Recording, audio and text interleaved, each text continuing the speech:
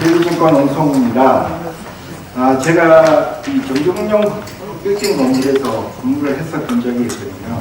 그래서 오늘 오면서 예전에 근무했던 고향집 오는 기분으로 왔는데 발표를 제일 먼저 시켜서 약간 당황스러운데요. 여러분 이렇게 바쁘신데 여러분하고 함께 하는 시간 만들어 주셔서 저한테 다시 한번 감사를 드립니다. 여러분들도 뭐 AI에 대한 고민들, 실제 실무에 대한 고민을 많이 하시고 계실 거고요.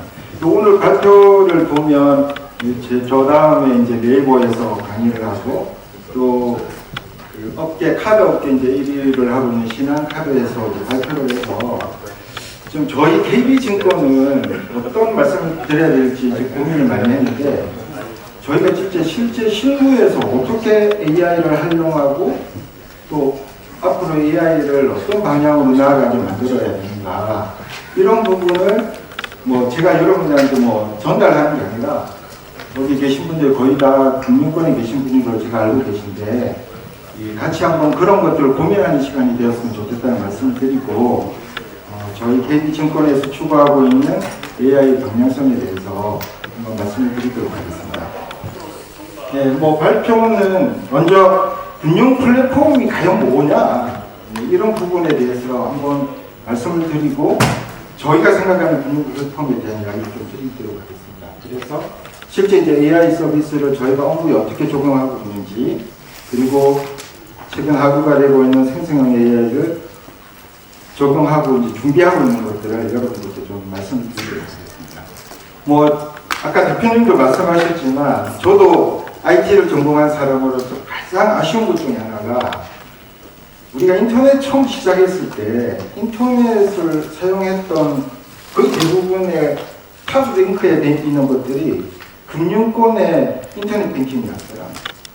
사실 그때 저희가 오늘날의 시대를 준비했다면 굉장히 지금 달라졌을 거다. 금융시장이 더 발전되어 있고 저희 PDB 그룹도 더 성장을 했을 거라는 생각이 드는데 지금도 제가 그 최근에 다운로드 받고 있는 현황들을 보니까 이 상위 60개 중에 금융앱이 10개고요.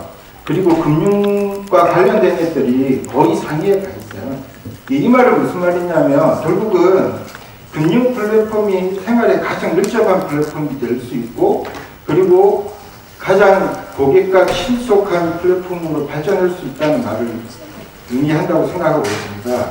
그 말은 무슨 말이냐면 결국은 금융 플랫폼도 고객과 더 가까이 갈 수 있는 플랫폼으로 발전시켜 나가야 된다는 생각을 가지고 있습니다.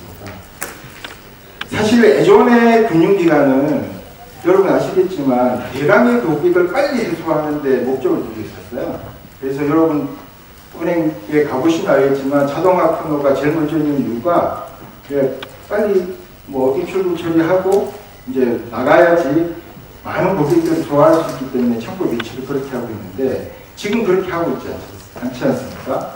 새로 PB나 다른 방향으로 하고 있는 이유가 이제는 고객의 시간 점유율을 높이는 방향으로 이 서비스를 만들어야 된다고 고민하고 있는 겁니다. 결국은 고객의 시간 점유율을 높일 수 있는 방법은 이 생활 밀착형 서비스를 제공하고 그에 반해서 뭐 여러분 아시다시피 플랫폼의 기능을 완전히 수용해서 그 안에서 모든 것들을 해결할 수 있는 앱으로 갈 수 있게 만들어야 된다고 생각을 하고 있는데 일단 오늘 저희가 AI를 가지고 설명하는 부분은 저희가 추구하는 방향성이 제가 말씀드린 것과 같이 고객의 시간과 그리고 고객의 불편한 사항을 최대한 맞추어 나가는 방향으로 발전시켜 나가야 되겠다는 생각을 하고 있습니다. 그래서 저희가 여러분 KB증권의 모바일 트레이딩 시스템이 마블이라는 겁니다. 시간 되시면 꼭 깔아주십시오. 네.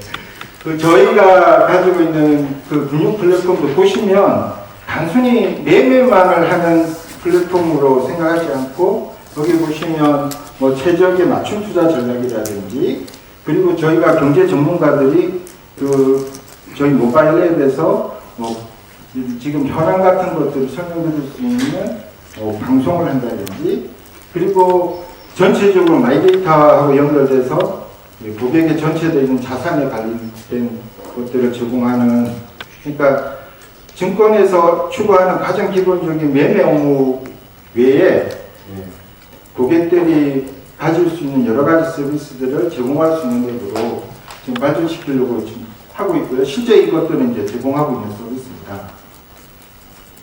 그것과 동시에 또 고객들이 가지고 있는 여러 가지 호기심, 그리고 게임적인 요소 같은 것들도 반영을 해서 여기 보시면 실시간 수익률 같은 것들도 저희 앱 내에서 경쟁을 하고 또 투자 거래원대라는 서비스를 만들어서 여기 보시면 뭐 주식을 하게 되면 업계에서 팔아야 되고 물어서 산다 뭐 이런 서비스들을 같이 제공해서 고객들이 이런 금융 투자를 할 때 이 딱딱하고 어렵다는 생각을 가지기 이전에 재미의 요소까지 포함해서 투자에 대한 어떤 이해를 더 높이는 방향을 고민해서 적용을 하고 있습니다.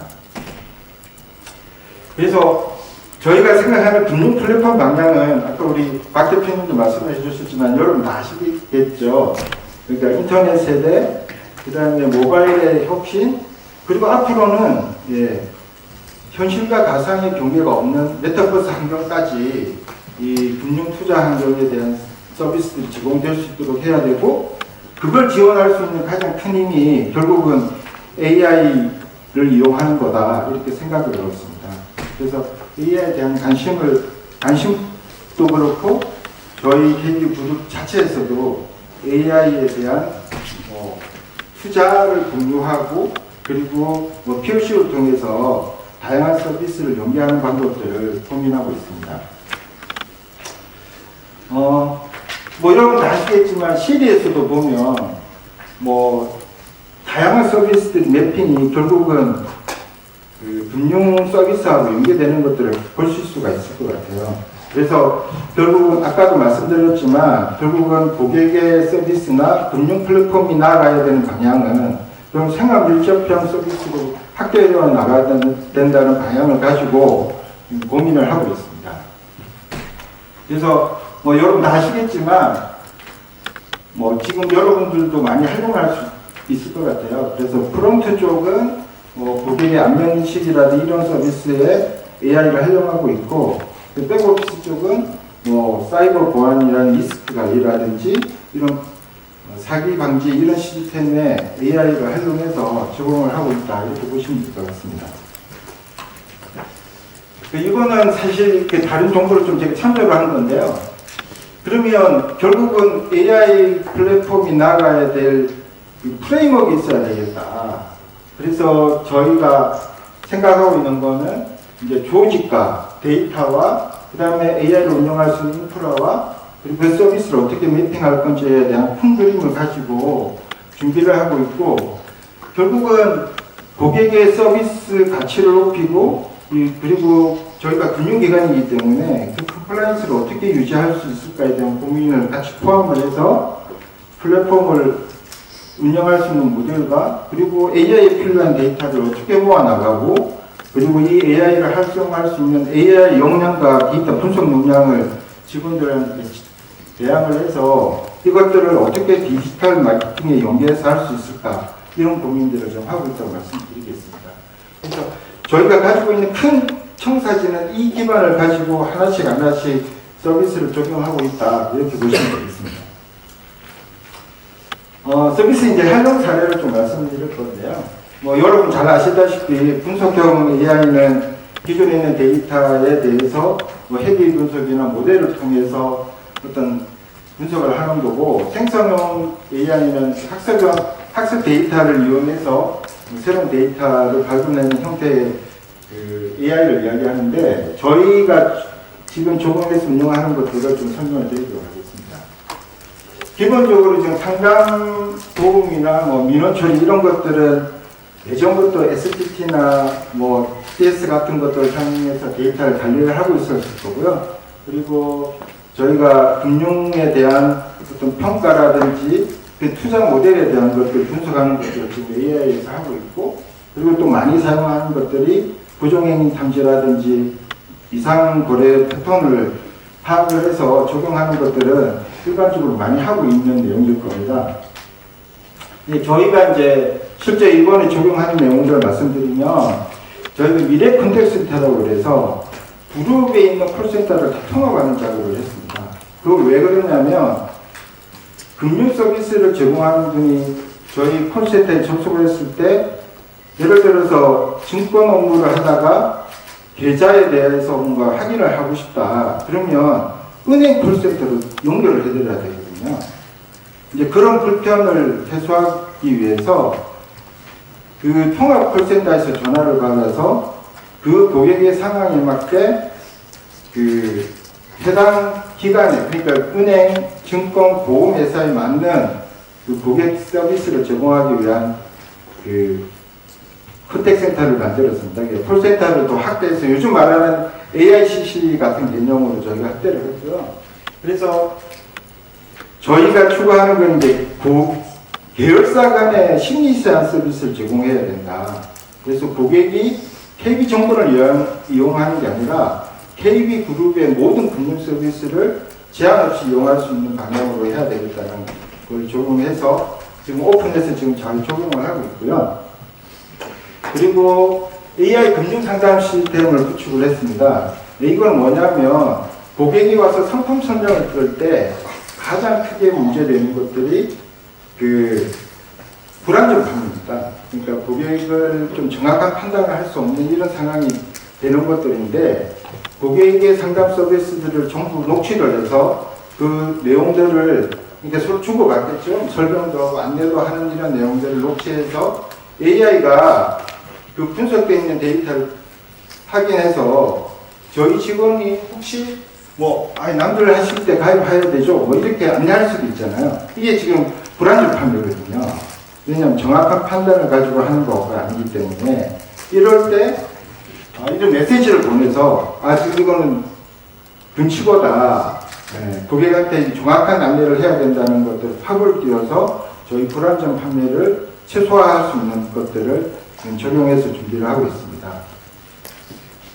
분석형 AI는 이제 이렇게 좀 말씀드릴 수 있고요. 그리고 생성형 AI는 사실 다 아시는 내용이지만 사람이 가지고 있는 모든 데이터 영역들을 다 활용할 수 있는 기반을 마련했다고 저는 생각을 합니다. 그래서 텍스트부터 그 다음에 3D 모델까지 다양한 방향으로 적용을 할 수 있을 거라고 생각을 하는데요. 특히 이제 저희가 관심을 가지고 보고 있는 부분은 텍스트와 그 다음에 이미지와 코드입니다. 그래서 텍스트 부분은 많은 문서들을 처리하는 것들을 효율적으로 해서 자동화하는 부분에 대한 것들을 할 거고요. 그리고 이미지 부분은 다양하게 고객 마케팅을 해야 되는데 그 마케팅에 대한 서비스 영역을 또 혁신할 수 있는 기회라고 생각하고 있고 마지막으로 코드입니다. AI IT 지금 개발자들이 많이 없기 때문에 이런 그 코드를 자동 생성하고 또 코드에 대한 그 QA 역할을 AI가 담당한다면 저희가 더 높은 품질의 서비스를 제공할 수 있다고 생각을 하고 준비를 하고 있습니다. 그래서 저희가 지금 이렇게 적용한 사례를 한번 말씀을 드릴 건데요. 여러분 아시겠지만 결국은 제가 생각할 때는 AI가 활성화된다는 말은 우리가 가지고 있는 데이터와 AI 서비스를 어떻게 결합하느냐 그게 관건일 것 같아요. 이게 예를 들어서 AI 플랫폼만 잘 만들면 된다. 그러면 유명한 그 업체의 솔루션이나 이런 것도 사서 적용하면 되는데 그렇게 되면 실제 우리한테 맞는 고객 서비스를 제공할 수 없다는 생각을 가지고 있어서 저희가 어떻게 하면 내부 정보와 연계를 하고 이걸 이제 LLM과 연계해서 그 생성형 AI 서비스를 제공할 수 있을까에 대한 고민들을 많이 하고 지금 이제 저희가 아직도 이제 그 할루시네이션에 대한 이슈 때문에 대고객 서비스에는 아직 적용을 못하고 있지만 내부 직원들, 저희 직원들이 업무 효율성을 높일 수 있는 방안으로 이 서비스를 준비하고 있는데요. 저희가 내부 직원의 업무 처리를 하는 모든 서비스를 총괄하는 서비스 이름이 오피스 프로입니다. 그래서 KB증권에서 가지고 있는 그 오피스 프로에 방향성을 일단 그 금융 플랫폼의 방향성을 좀 적용해서 운용을 하고 여기서 나온 경험들을 이제 대고객 서비스에 활용하는 방안들을 고민하고 있습니다. 네, 그래서 우리가 이런 다양한 서비스를 제작하고 활용하고 공유하는 이런 서비스를 만들 거고, 이것들이 뭐 결국은 여러분 잘 아시겠지만 왜 3.0 개념이 있잖아요. 네. 참여시키고 공유하고 그리고 초개인화 서비스를 통해서 맞춤형 서비스를 제공하겠다. 이 가치를 실현하기 위한 노력들을 하고 있고요. 그래서 이제 예를 하나 들면 저희가 이렇게 보면 주식을 많이 하십니까? 네, 주식을 하다 보면 갑자기 주식이 막 올랐어요. 근데 이걸 전화로 해서 물어보기 힘들어요. 네, 그러면 저희가 혹시 이게 이제 영업적 환경이니까 그 고객들이 전화해서 물어볼 수도 있잖아요. 그러면 챗GPT 물어보기를 하면 챗GPT가 기사의 내용이나 최근의 이슈 사항들을 분석을 해서 이 종목이 왜 급등했느냐 정보를 제공하게 되어 있습니다. 예, 그러면 그 직원들은 뭐 다양한 업무를 하다가 이런 사항들을 모를 수도 있잖아요. 그렇지만 챗GPT의 도움을 받아서 고객 안내를 좀 더 정확하게 할 수 있다. 이렇게 보시면 될 것 같고요. 그리고 여러분 증권 그 기사들 보면 굉장히 많아요. 그걸 다 열어보기 힘들잖아요. 네. 그러면 기사의 내용을 이 챗GPT 물어보기를 이용하면 기사 내용을 200자 내로 줄여가지고 가장 핵심적인 내용이 뭔지를 설명하는 서비스를 적용하고 있습니다.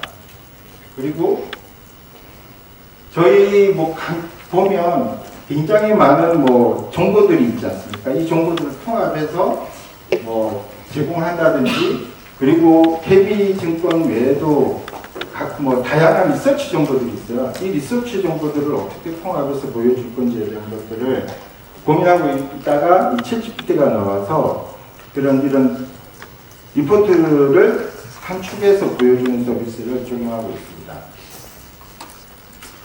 네. 그래서 아까도 이제 저희가 적용하고 있는 것들을 말씀드렸는데요. 결국은 저희가 가지고 있는 데이터를 어떻게 수집해서 결국 가공해서 리포팅하고 그다음 활용할 수 있느냐. 그러니까 데이터의 라이프 사이클 전반을 관리할 수 있는 기능들을 저희가 운영하면서 그 서비스, AI 서비스에 매핑할 수 있는 방안들을 계속 고민하고 적용하고 있다고 보시면 될 것 같고요. 그래서 특히 이제 관심 가지는 게 리포트 생성과 리포트 발행입니다. 저희가 이제 리서치 센터가 있지만 하루에도 그 시장 상황이 굉장히 급변하게 바뀌고 있지 않습니까? 이런 것들을 어떻게 고객한테 제대로 제공할 수 있을까? 이런 부분들에 대해서 아까 말씀드렸던 여러 가지 기사를 통합하고 활용하는 서비스들을 챗GPT를 이용함으로써 고객에 좀 더 빠른 정보들을 정확하게 제공할 수 있겠다. 이런 고민들을 하고 있다. 이렇게 말씀드리겠습니다. 그리고 저희가 또 하나 생각하고 있는 건 챗GPT를 만들어 놓은 이런 서비스들은 결국은 프롬프트가 어떻게 정의되느냐에 따라서 정확한 데이터가 제공될 수 있지 않습니까? 그러면 직원들이 자기 용도에 맞게 만든 이런 AI에 요청하는 이런 서비스들을 이 공유풀에다가 등록을 해서 그 서비스가 필요한 직원들이 그 서비스를 재활용할 수 있는 환경을 저희가 제공하고 있습니다. 그래서 예를 들면 종목 리포트 요약 분석이라는 그 AI 프롬프트를 만들어 놓은 것들을 나도 이게 필요해. 그럼 여기다 들어가서 이걸 재활용할 수 있게 하고요. 꼭 업무적인 것뿐만 아니더라도 여기 보시면 점심 원정대라고 있는데 오늘 점심은 어떤 것들을 하면 좋겠다 이런 것들을 프롬프트로 만들어 놓은 직원이 있으면 이제 이걸 재활용해서 쓸 수가 있다는 거죠. 그러면 저희가 가지고 있는 직원들의 어떤 그 지식이나 어떤 가치를 계속 확장해 나갈 수 있고 이것들이 결국은 지식 관리 시스템으로 더 확장될 수 있지 않을까 저희 생각을 하고 있습니다. 그래서 이런 부분들을 활용을 하고 그리고 또 선정이 많이 된 그 AI 프롬프트에는 뭐 상품을 준다든지 이런 서비스까지 같이 해서 저희가 이런 영역들을 더 확장해 나가고 있다 이렇게 보시면 되겠습니다. 네, 그래서 이 프롬프트를 만들 때 이게 초보자도 쉽게 만들 수 있게 그 프롬프트에 정의되는 그 용어라든지 뭐 제한사항 같은 것들을 등록할 수 있는 템플릿을 제공해서 그냥 업무가 필요한 직원들은 쉽게 이렇게 만들어서 활용할 수 있는 이런 업무 환경을 제공하려고 준비하고 있습니다. 네, 그래서 이제 최종적으로 좀 정리를 하면요. 결국은 아까도 말씀드렸지만 저희가 AI가 실제 이제 실체를 가지고 구체화된다는 거는 결국은 우리가 가지고 있는 데이터를 어떻게 생성형 AI하고 연결을 시킬 수 있을까. 그리고 한 번에 완벽한 서비스 제공하지 못한다는 거 여러분 다 아실 거고 이것들을 많은 직원들이 참여시키고 그리고 또 활용 범위를 점점 확대해 나가면서 결국은 모든 업무에 AI가 결합될 수 있게 하는 것들을 가치로 가지고 지금 저희가 준비를 하고 있고 그리고 이런 가치가 결국은 큰 변화를 일으킬 것 같아요. 첫째, 저희 대면 고객의 서비스들이 디지털 채널로 더 많이 바뀔 거다.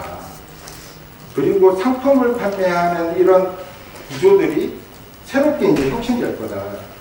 아까 말씀드렸지만 상품을 만드는 뭐 현업이나 주간 부서에서 뭔가 만드는 것들이 실제 이제 AI를 통해서 바로바로 생성이 되고 그것들을 시장에 어떻게 적용되는지를 확인할 수 있는 기반이 되기 때문에 상품 구조의 혁신이 일어날 거다.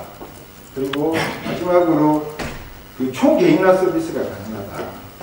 예전에는 그 데이터 분석하는 거에 너무 많은 시간이 걸리고 직원도 많이 필요했지만 AI를 활용하면 고객이 정말로 필요한 서비스가 어떤 것나를 저희가 이제 확인해서 제공할 수 있다. 이런 생각을 가지고 있습니다. 그래서 제가 지금 말씀드린 그 가치를 가지고 우리가 서비스를 제공해야 되는데 결국은 저희가 가지고 있는 기반 인프라 안에서 뭐 여러분 아시겠지만 챗GPT도 다양한 모델들이 있지 않습니까? 파운데이션 모델이 나오고 있는데 뭐 구글의 바드라든지 뭐 저 네이버의 플로그엑스라든지 뭐 여러 가지 그 모델이 나오고 있는데 이것들은 결국은 플러그인으로 이제 저희가 탑재를 할 거고 그 모델에 맞게 저희 기존에 가지고 있는 레가시 정보들 그리고 저희가 축적한 데이터를 잘 분석을 해서 저희 업무에 활용할 수 있게 하고 고객이 더 쉽게 사용할 수 있게 하는 체계를 만드는 이런 비전을 가지고 저희가 실행하고 있다. 그렇게 말씀드리겠습니다. 하여튼 짧은 시간 뭐 말씀을 드렸는데 도움이 되셨는지 모르겠고요. 네, 제가 강의는 지금 이걸로 마치도록 하고 혹시 뭐 질문 있으시면 질문 받도록 하겠습니다. 예, 본부장님 정말 잘 들었습니다. 특히 그 대면 상품 판매 초개인화 이런 그 고객 사이드에서 완전히 이제 AI가 실무적으로 적용된다는 부분이 아주 인상적이었고요. 사례를 잘 말씀해 주셨고 아울러서 이제 내부 업무까지도 좀 확장을 하고 있는데 저는 특히 그 내부의 직원들이 이미 질문한 부분을 자성화해가지고 그것 자체를 축적해 나간다는 것은 굉장히 좀 인상 깊었습니다. 네, 감사합니다.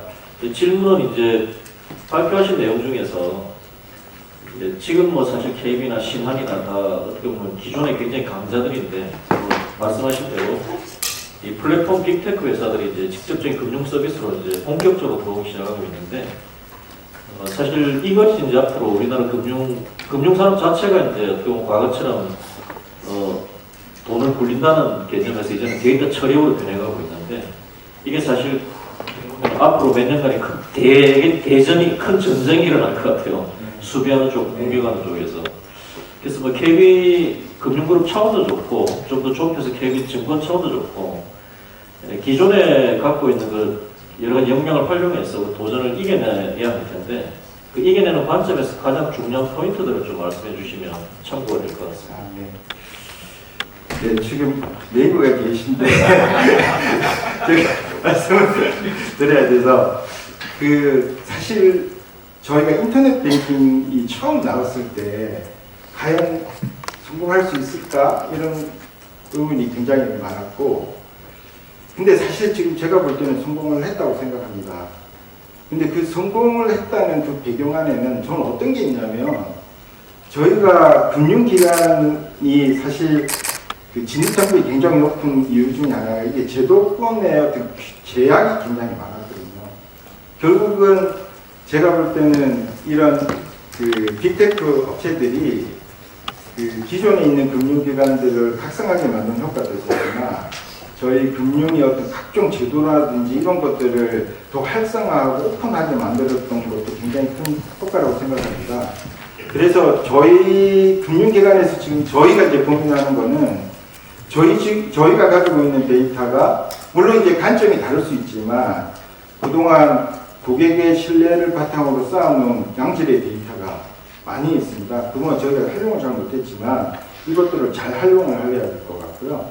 그리고 아무리 AI가 발전한다지만 사람이 하는 어떤 설명, 그리고 어떤 그 고객 맞춤형 서비스에 대한 제약은 있을 겁니다. 결국은 저희가 보유하고 있는 우수한 직원들이나 어떤 상품 관리하는 역량들을 저희가 AI와 잘 결합을 한다면 지금 기존의 빅테크를 능가하는 서비스를 계속 저희가 제공할 수 있는 발판을 마련할 거라고 생각하고요. 무엇보다도 지금 금융권, 특히 이제 저희 KB그룹의 많은 경영진, 특히 회장님 비롯한 사장님이 이 IT에 대한 투자를 엄청 하고 계십니다. 예전보다 훨씬 더 많은 투자를 하고 있고, 심지어 직원을 뽑아도 IT 직원들을 먼저 뽑고 있는 상황이기 때문에 제가 볼 때는 앞으로 이 생성의 AI 시대에 기존의 우리 금융기관, 특히 KB그룹이 빅테크와 한판 할 수 있는 역량과 자신이 있다. 이렇게 말씀드리겠습니다. 네, 감사합니다. 감사합니다.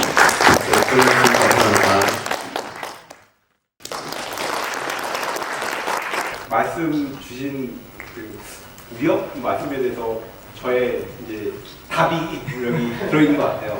그러니까 저희는 그러니까 직접적으로 어떤 금융업이나 이런 것보다는 여기 계시는 이제 파트너 금융사들이 저희 네이버 페이 플랫폼을 통해서 이제 비즈니스를 같이 좀 성장할 수 있는 그런 걸로 가고자 하고요.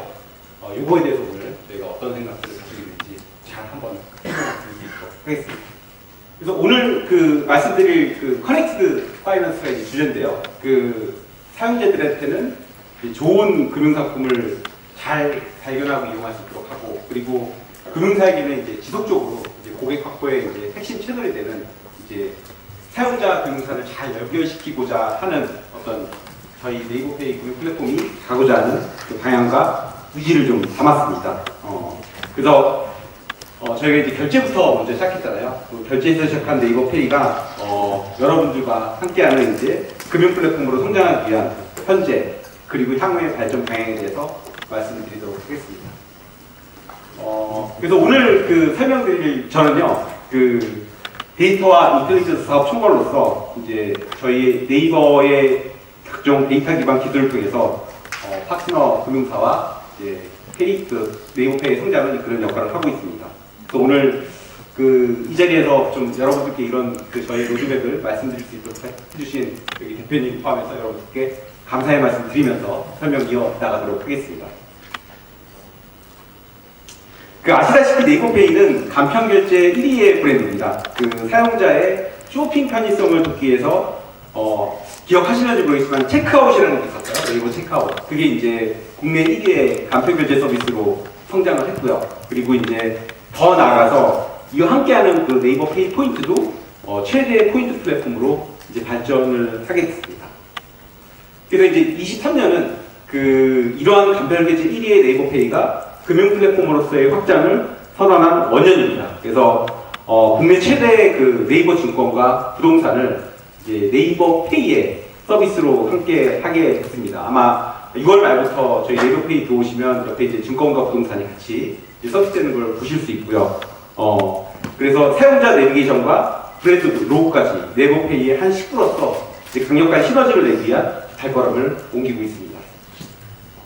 그리고 이제 여기 보이시는 각 서비스들이 월 1000만 이상의 사용자들이 이용하는 서비스고요. 이런 것들에서 주문서, 결제 내역, 내자산, 증권, 부동산 등 월 1000만 이상이 이용하는 서비스들이 다수 있고요. 이를 통해서 매달 3천만 명의 사람이 33억 불을 생성해내는 큰 트래픽을 가지고 있고, 이러한 높은 사용자 트래픽은 네이버페이가 금융 플랫폼 성장하는데 가장 큰 경쟁력이 될 것입니다. 그리고 그 네이버페이에는 쇼핑, 결제, 금융뿐만 아니라 네이버페이 생태계와 연결된 많은 서비스를 통해서 발생하는 살아있는 양질의 빅데이터가 있습니다. 그래서 이러한 빅데이터는 네이버페이의 큰 자산으로서 그 네이버페이의 높은 인텔리전스 기술력으로 서비스 경쟁력 강화 및 트래픽 확대에 다시 활용되는 지속적인 선순환을 이루고 있습니다. 그리고 네이버페이는 이러한 데이터를, 양질의 빅데이터를 잘 활용하기 위한 막강한 인프라와 기술력을 가지고 있습니다. 오랜동안 축적된 기술력은 1784라는 공간, 그리고 국내 최대의 데이터 센터, 그리고 클라우드 기반 서비스, 그리고 AI까지 다양한 방면으로 확장하고 있고, 이러한 기술력을 바탕으로 파트너 금융사들과 함께하는 금융 플랫폼으로서 지속적인 성장을 이뤄나갈 것입니다. 그래서 이러한 그 네이버페이 플랫폼의 경쟁력을 간단하게 요약해드리면, 첫 번째는 플랫폼, 두 번째는 파트너십, 그리고 세 번째는 기술을 세 가지를 할 수 있겠고요. 이런 세 가지 측면에서 네이버페이 커넥티드 파이낸스의 현재와 향후의 발전에 대해서 말씀드리도록 하겠습니다. 첫 번째는 플랫폼으로서 파워풀한 서비스와 높은 사용자 트래픽의 네이버페이가 금융 플랫폼으로 어떻게 확장하고 있는지 말씀드리도록 하겠습니다. 우선 올해 6월에 새롭게 개편된 오탭을 우선 말씀드리자면, 앞서 말씀드린 여기 있는 오탭 중 내자산과 금융상품 탭이 향후 네이버페이가 금융 플랫폼으로 성장하는데 가장 중요한 역할을 하게 될 것입니다. 특히 가장 큰 변화는 내자산이 네이버페이의 첫 화면으로 된 것입니다. 이는 네이버페이의 모든 서비스를 사용자 데이터 중심으로, 사용자 본인의 자산의 데이터로, 금융 데이터로 중심으로 모으기 위함으로써 네이버페이가 금융 플랫폼으로서 확장한다는 것을 사용자들한테 보다 명확하게 선언을 함과 동시에, 앞으로 네이버페이를 방문하는 모든 사용자들은 내 데이터, 내 금융 데이터 중심의 네이버페이를 통해서 다양한 서비스를 만나고 이동하게 될 것입니다. 두 번째는 이제 금융상품 탭은 금융 플랫폼으로의 확장을 위한 또 다른 한 축으로서 다양한 금융상품을 한 공간에 모아 발견하고 비교하는 공간입니다. 특히 예적금, 카드, 대출, 보험 등 금융상품별 특성에 따라서 사용자들이 찾는 방식이 다르기에 이러한 다양성과 특수성을 반영해서 지속 발전시킬 것입니다. 그리고 이러한 금융상품 탭은 이제 독립적으로 존재하는 것이 아닌 네이버 생태계 내에 다양한 서비스와 강한 시너지를 낼 것입니다. 아까도 말씀드렸듯이 네이버페이 결제가 쇼핑의 연장선이라는 지에서 만들어졌고 성공했던 것처럼, 사용자들이 이러한 서비스를 이용하는 과정에서 자연스럽게 예적금, 대출, 카드, 이제 보험 등 여러 가지 금융상품들을 자연스러운 흐름으로 만나고 찾을 수 있도록 하는 금융상품과 서비스 간의 강력한 시너지를 통해서 성장을 시키도록 할 것입니다. 이러한 흐름을 예적금을 중심으로 좀 말씀을 드리면요, 사용자들은 내자산에서 은행 잔고를 하직하는 과정에서 좋은 예적금 상품을 발견하게 될 것이고요. 그리고 여기에 있는 이제 간편 가입 버튼과 간단한 동의 과정을 통해서 파트너 금융사로 이동을 하게 되고요. 그리고 여기서 별도의 앱 설치 없이 금융상품을 가입하고, 더 나아가 네이버페이에서 잔액과 거래 내역까지 조회하는 상품의 발견과 가입, 조회까지 원스톱의 자연스러운 흐름으로 이용하게 될 것입니다. 이러한 예적금 서비스의 중요한 경쟁력으로는 네이버페이만의 탄탄한 예적금 상품 정보 인프라가 있습니다. 그 국내 유일의 4,000개에 달하는 타사 대비 4.4배 이상의 예적금 상품 정보를 통해서 사용자들의 다양한 상품 탐색 니즈를 대응하고 있습니다. 그리고 이러한 예적금 상품 정보는 제휴금융사와의 직접적인 API 연동뿐만 아니라 별도의 고도화된 어드민을 통하여 API로 커버되지 않는 금융사의 상품 정보까지 최대한 실시간으로 제공할 수 있도록 지속 발전 중에 있습니다. 그리고 검색과의 유기적인 연계를 통해 청년 자해적금, 청년 두학계좌 등 시시각각 변하는 다양한 상품 탐색 니즈에 적극적으로 대응하고 있습니다. 그리고 네이버페이 대출중개 플랫폼을 말씀드리면 이는 뛰어난 기술력을 통해서 일정이 시급했던 신용대출 대안 플랫폼을 가장 안정적으로 출시하였습니다. 이를 통해 사용자들이 관심도가 급증하는 오픈 첫날의 트래픽을 모두 안정적으로 처리하여 타사 대비 3.8배의 실행액이라는 큰 성과를 냈습니다. 또한 하반기 출시 예정인 주택담보대출 중개 서비스는 월 1,300만이 방문하는 국내 최대의 네이버페이 부동산과의 시너지를 통해 다른 플랫폼 대비 명확한 차별화를 할 것입니다. 아시다시피 주택담보대출은 주택구입이라는 목적이 명확하고 이러한 목적을 가진 사용자들이 가장 많이 방문하는 공간이 바로 네이버페이 부동산이기에 이런 부동산 서비스의 높은 사용자 추송조와 트래픽을 바탕으로 반드시 시장 내 1등으로 도약할 것입니다. 또 카드는 이제 단순한 광고를 넘어서 카드 큐레이션 공간으로 발전을 함으로써 이제 1등 카드 플랫폼으로 점차 다가가고 있습니다. 첫 번째는 결제 내역 기반 카드 추천으로 신규 발급 가능성이 높은 사용자를 정확하게 타겟팅하고 이들을 위한 강력한 평인익 기능을 통해서 원하는 카드를 빠르고 적시에 발견할 수 있도록 하였습니다. 더 나아가 마이데이터로 등록된 카드 사용 내역을 기반으로 개인화된 카드 상품 추천을 강화하고 이후 더욱 고도화된 고객 성향 분석을 통해서 시장 내 가장 집중률과 발급률이 높은 플랫폼으로 성장할 것입니다. 보험은 내년 자동차 보험 비교와 해외여행자 보험 비교 서비스가 출시 예정이며 시장 내 1등이 되기 위해서 많은 준비 중에 있습니다만 이것에 더해서 기존 전통적인 보험 상품에서 벗어나 네이버 생태계 내 다양한 서비스들과 연계뿐만 아닌 네이버페이가 가지고 있는 빅데이터를 보험산업 데이터와 융합해서 기존에 없던 새로운 담보와 그리고 더 큰 보장을 보다 합리적인 가격으로 제공할 수 있는 새로운 보험 상품들을 모색 중에 있습니다. 그리고 이제 이러한 금융상품들은 상품이 독립적으로 존재하는 것이 아닌 상품 간 또는 상품과 서비스 간 연계를 통한 시너지를 극대화할 것입니다.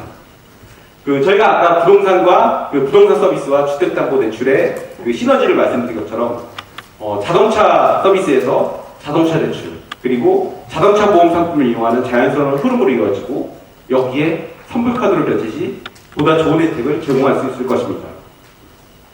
더 나아가 자동차 대출을 통해 자동차 구입 시 필수적으로 가입해야 하는 자동차 보험을 함께 가입시키는 네이버페이만이 할 수 있는 상품 서비스 간의 융합을 통해서 더 큰 성장을 이룰 수 있도록 하겠습니다.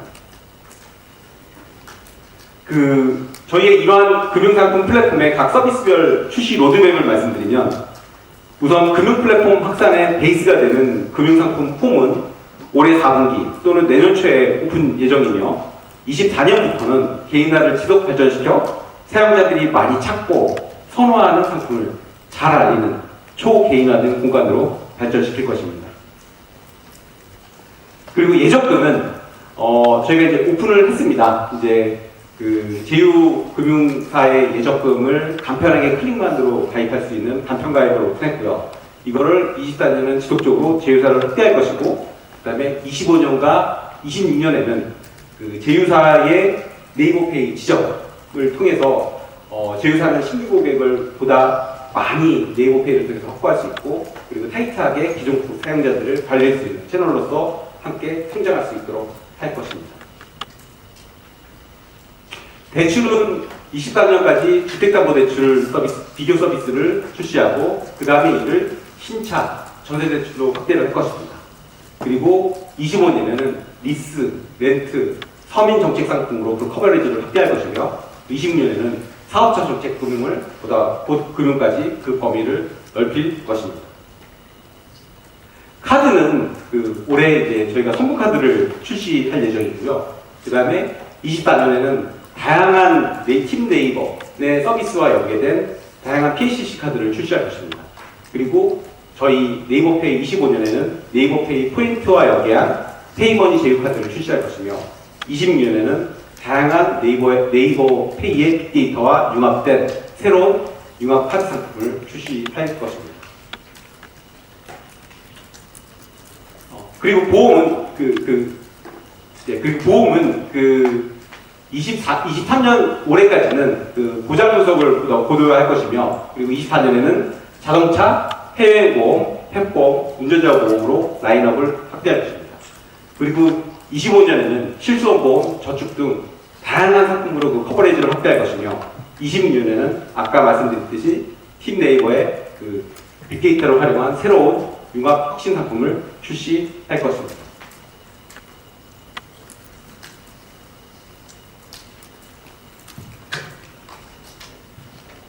다음으로는 이러한 플랫폼 성장의 핵심이 되는 그리고 파트너사와 다양한 금융 서비스의 혁신을 가져오는 그리고 이를 통해서 함께 성장하는 네이버페이의 강력한 파트너십을 말씀드리도록 하겠습니다. 여기 다 넣으려고 했는데 아직 못 넣었는데 다 이제 넣으려고 했는데 이미 네이버페이는 다양한 영역에서 이제 수없이 많은 파트너사와 협업을 하고 있습니다. 포인트 그리고 온오프라인 결제, 멤버십 등 결제에 관련된 것부터 예적금 대출 카드 보험 등 다양한 금융사로 그 파트너십을 확대하고 있으며 이를 통해 기존에 없던 새로운 혁신적인 상품과 서비스를 만들어내고 있습니다. 그리고 이러한 파트너십의 중심에는 최고의 포인트 플랫폼인 네이버페이 포인트가 있습니다. 강력한 파트너십을 통해 이루어진 수많은 적립처 및 사용처를 통해서 연간 적립액은 타사 대비 4배 이상이며 적립구매는 매년 20% 이상 폭발적으로 성장 중입니다. 이러한 성장에 따라 네이버페이 포인트에 대한 사용자의 로열티 또한 매우 높아 이를 활용한 여러 금융상품과 서비스들은 사용자들에게 높은 호응을 얻고 있습니다. 이러한 대표적인 성공 사례로서 네이버 페이머니 하나통장 및 체크카드가 있습니다. 네이버페이의 결제 편의성과 그 혜택을 은행 계좌와 융합한 것으로서 많은 가맹점과 고객을 확보한 네이버페이의 연결을 통해서 전체 가입자의 60%가 하나은행의 순신규 가입자라는 높은 성과를 냈습니다. 그리고 결제 시의 포인트 적립 혜택과 통장과 체크카드로 사용자의 온오프라인 결제 사용성을 높이는 두 가지 핵심 경쟁력을 통해 전체의 85%가 활동성 계좌로 지속 활용 중에 있습니다. 그리고 이와 연계된 체크카드의 사용 또한 폭발적으로서 하나카드 역사상 최단 기간 10만, 20만, 30만 자를 달성하는 큰 성과를 냈습니다. 또 다른 파트너십 성과로서는 미래에셋 CMA-RP 네이버 통장이 있습니다. 미래에셋 CMA 통장과의 융합으로 만들어진 금융상품으로서 CMA의 금리 혜택과 네이버페이 포인트의 적립 혜택으로 사용자들에게 매우 높은 호응을 얻어 CMA 통장 중 단기 기간 동안 가장 많은 가입자를 확보하였습니다. 올해 기준 잔고 2.2조 원을 돌파했고 20대, 30대 가입자가 63%에 이를 만큼 MZ세대의 높은 인기를 얻고 있습니다. 그리고 네이버페이 전국은행 제휴적금은 전국적인 신규 사용자 확보 기반이 필요한 금융사에 네이버페이가 가장 최적의 파트너임을 보여주는 좋은 사례입니다. 여기서 보시는 것처럼 금융사가 중점적으로 확보를 원하는 20대, 30대 사용자가 전체 가입자의 69%이며 80% 이상의 가입자가 해당 지역권 외 거주자입니다.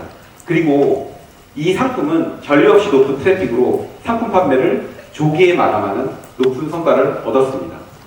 이런 경험을 바탕으로 올해 4분기 출시 예정인 예정 플랫폼을 통해 이미 이제 출시를 했고 이를 통해 더 많은 금융상품과 더 좋은 성과를 낼 수 있도록 하겠습니다. 그리고 이제 이러한 파트너십을 통한 혁신은 네이버페이 생태계와 함께하는 사업자까지 확대됩니다. 가장 대표적인 것은 네이버페이와 헤로솔레보험이 함께한 바품 안심케어 보험입니다.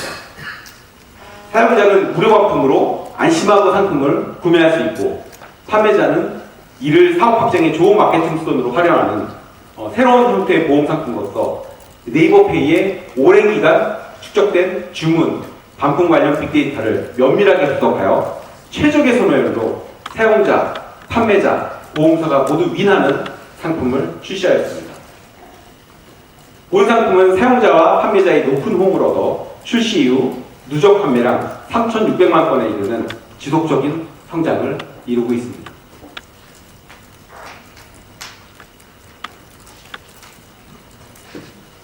이번에는 이러한 플랫폼과 파트너십을 보다 강하게 성장시키기 위한 네이버페이 기술, 특히 네이버페이가 보유한 다양한 빅데이터 기반 기술을 말씀드리도록 하겠습니다. 커넥티드 파이낸스가 핵심으로 보는 데이터 기반 기술력 중 하나는 바로 인텔리전스 타겟팅입니다. 타겟팅에 있어서 금융상품이 가지는 가장 큰 특징은 이것이 명확히 필요한 시점과 상황에만 이용하는 비중이 매우 크다는 것입니다. 일반적으로 만약 이쁜 옷을 사거나 그럴 때는 가다가 이뻐 보이네 하면서 사거나 그런 게 아니라 이제 정확하게 이제 그 상황에 대해서만 이제 내 상황이 직면해서야 이제 필요성을 느끼고 하는 것이기 때문에 이에 네이버페이는 이제 사용자의 결제 데이터 그리고 마이 데이터, 마이카, 우리 집 등 내 자산 데이터 그리고 방문, 클릭 전환 등의 형태 데이터를 통해서 파트너들의 좋은 금융상품과 정보를 사용자의 필요 시점과 선호도에 따라 정확하게 알리고 인지시켜주는 이제 인텔리전스 타겟팅을 올해부터 지속적으로 확대를 하고 있습니다.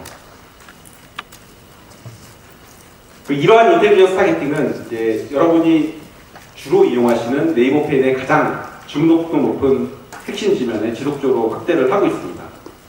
첫 번째로 이제 네이버페이의 가장 첫 화면, 관문인 내 자산 메인이 있고요. 그리고 두 번째로는 일반 디스플레이 광고 대비 10배 이상의 클릭을 받는 TTR이 발생하는 주문 알림. 그리고 세 번째는 국내 최대의 포인트 리워드 채널인 혜택 서비스. 그리고 네 번째는 향후 금융상품 초개인화 영역으로 발전할 금융상품 탭 등 올해 순차적으로 적용을 확대해서 파트너 금융사들의 좋은 상품과 정보들을 적시에 잘 알려서 금융 플랫폼으로서의 확장에 큰 기여를 할 것입니다. 이미 이런 인텔리전스 타겟팅의 성능은 이를 적용하지 않는 것 대비 클릭은 40% 이상 증가했고요. 그리고 전환율은 상품 및 서비스 가입까지 이루어지는 전환은 이보다 더 높은 60% 이상 증가하는 높은 성능을 보여주고 있습니다. 그리고 더 나아가 이제 인텔리전스 타겟팅은 적시성이 중요한 이 사람이 이게 필요하다는 것을 아는 타이밍을 파악하는데 보다 강력한 성능을 내고 있습니다. 그래서 보험금 청구는 3배, 신용대출 실행은 3.3배, 그리고 신용카드 발급은 60% 이상 증가하는 강력한 성능을 발휘하고 있습니다. 그래서 실제 이 사람이 어떤 사용자가 어떤 금융사가 어떤 금융상품이 필요한지에 대한 시점을 잘 알고 이를 인지시키는 것에 대해서 보다 강력한 성능을 발휘하고 있습니다. 그리고 이제 이러한 인텔리전스 타겟팅은 떠나는 고객도 한 번 더 잡아서 보다 높은 성과를 낼 수 있도록 지속적으로 이제 고도화 중입니다. 좋은 금융상품을 발견한 사용자는 가입 절차상의 어려움 또는 먼저 하고자 하는 다른 서비스를 이용하는 등 상품에 대한 니즈가 남아있음에도 불구하고 안타깝게 떠나는 경우들이 많이 있습니다. 그래서 인텔리전스 타겟팅은 이러한 이탈 사용자에게 해당 금융상품을 적절한 방식으로 다시 한번 인지시켜 줌으로써 그렇지 않은 것 대비 3.6배 이상의 높은 효율을 내고 있습니다.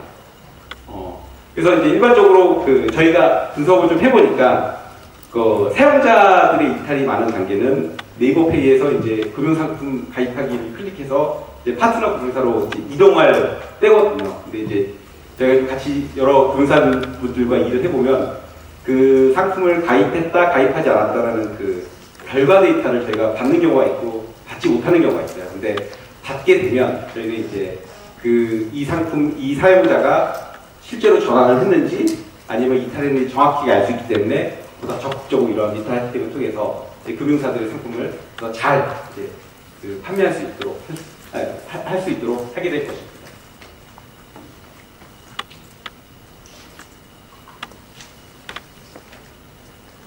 지금까지 설명드린 것 같이 네이버페이는 이제 다양한 서비스를 많은 사용자를 통해 나오는 파워풀한 트래픽, 그리고 거기서 나오는 이제 양질의 빅데이터, 그리고 여기에 가치를 더하는 탄탄한 기술력, 이 세 가지의 남과 다른 이제 경쟁력을 가지고 있습니다.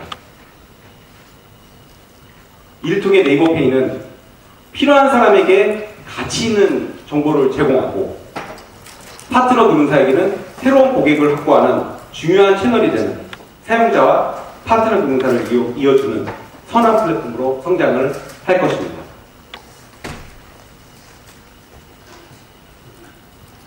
지금까지 여러분들께 이제 사용자와 금융사를 연결하는 네이버페이의 커넥티드 파이낸스에 대해서 설명을 드렸습니다. 저희 네이버페이는 빅데이터의 AI 기술로 파트너와 함께 초개인화 금융을 실현함으로써 여러분들과 함께 성장해 나가도록 하겠습니다.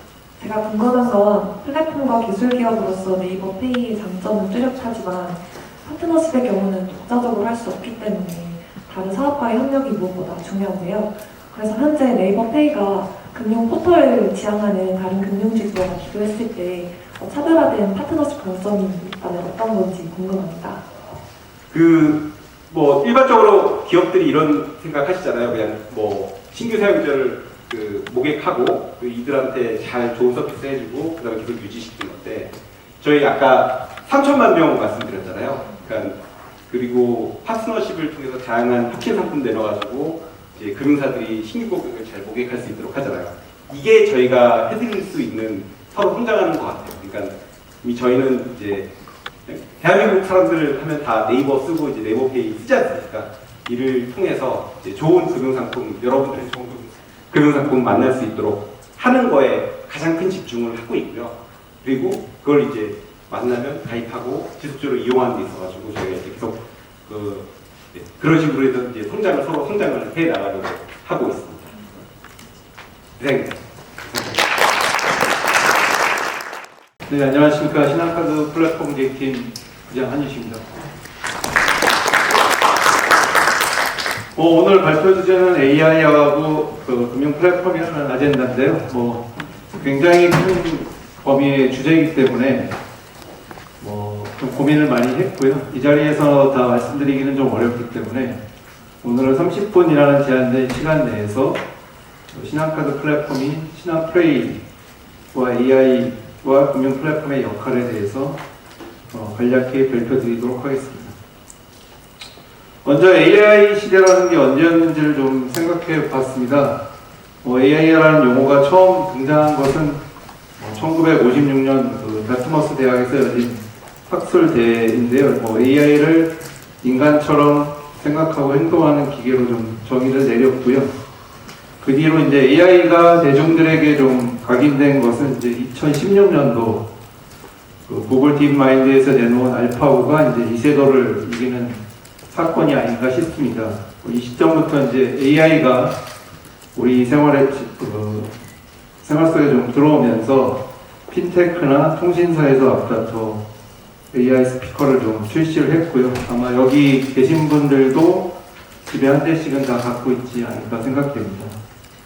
그다음 작년 말에 이제 챗 GPT가 공개되면서 센세이션을 좀 일으켰고, 초거대 언어 모델, 그다음에 생성형 AR 같은 용어들이 이제 언론에 자주 언급되면서 우리들 속에 이제 익숙한 용어가 된 것 같습니다.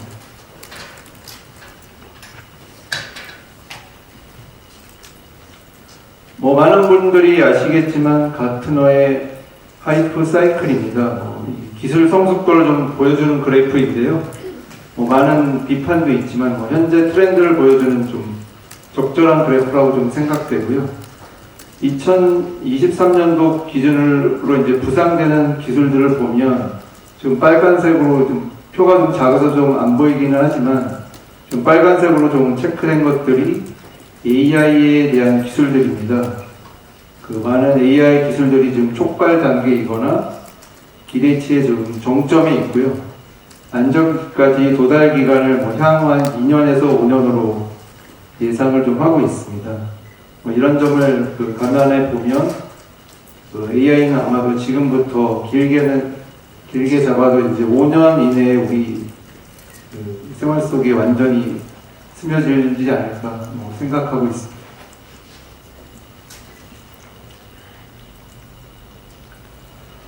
먼저 금융 플랫폼 다 아시겠지만 간단히 좀 정의를 내려보면 금융 플랫폼은 당연히 금융과 관련된 가치를 찾는 이해 당사자들의 모이는 공간이고요. 현재 대부분의 B2B 금융 플랫폼은 스마트폰 기반의 앱 형태로 좀 구현되어 있습니다. 제가 속한 신한카드의 플랫폼 역시 금융 플랫폼이고 플랫폼의 성격을 좀 세분화한다고 보면 결제 플랫폼 또는 생활금융 플랫폼이라 볼 수 있을 것 같습니다.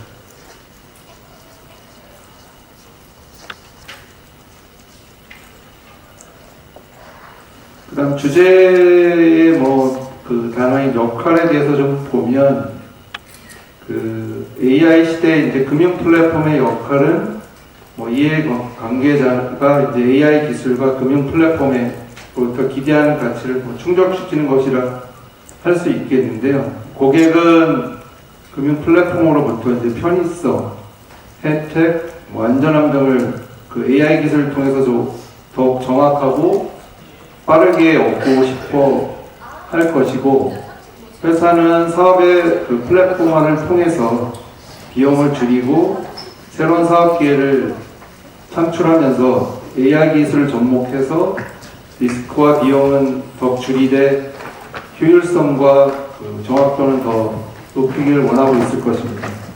정리해보면 오늘의 주제는 향후 5년 내에 금융 플랫폼이 어떻게 AI를 활용해서 고객과 회사의 기대를 모두 충족시킬 것인지를 미래상을 그려보는 것이라 할 수 있을 것 같습니다.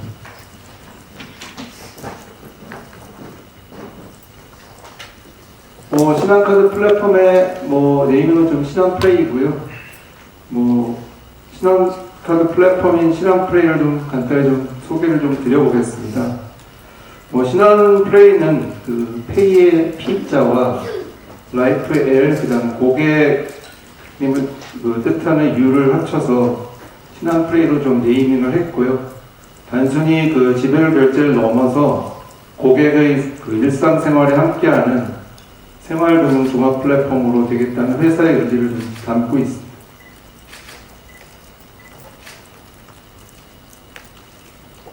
신한카드의 플랫폼이 현재 모습이 되기까지 시대와 환경 변화, 그다음 고객의 요구에 따라서 변화 발전 과정을 좀 거쳤는데요.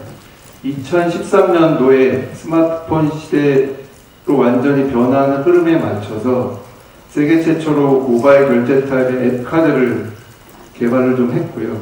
2018년도에는 신한 페이팔이라는 이름으로 고객의 일상생활에 필요한 모든 것들을 연결하는 초연결, 초확장 전략을 좀 가져갔습니다.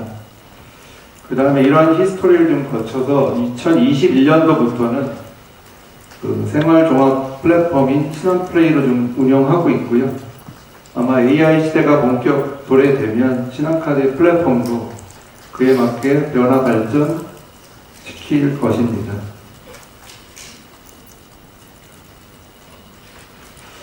현재 신한카드 플레이의 플랫폼인 신한플레이의 현황을 좀 보면 그래도 이해 당사 관계자들의 좀 기대에 부응해서 잘 발전해 왔다고 좀 나름 자부하고 싶습니다. 올해 8월까지 1,600만 명이 넘는 회원이 신한페이 좀 가입을 좀 했고요. 매월 860만 명, 그다음 매일 210만 명의 고객분들이 신한카드 플랫폼을 좀 방문하고 계십니다. 그다음 신한카드 플랫폼 기반으로 일어나고 있는 월 취급액은 2조 3천억 규모가 좀 되고 있고요. 현재 신한카드 전체 결제액의 30%, 금융 취급액은 한 70%를 좀 점하고 있습니다. 뭐 이런 수치를 보면 현재 고객의 금융생활과 소비생활은 상당한 수준으로 좀 디지털화되어 있고, 뭐 다른 말로는 좀 플랫폼 베이스화되어 있지 않나 생각할 수 있습니다.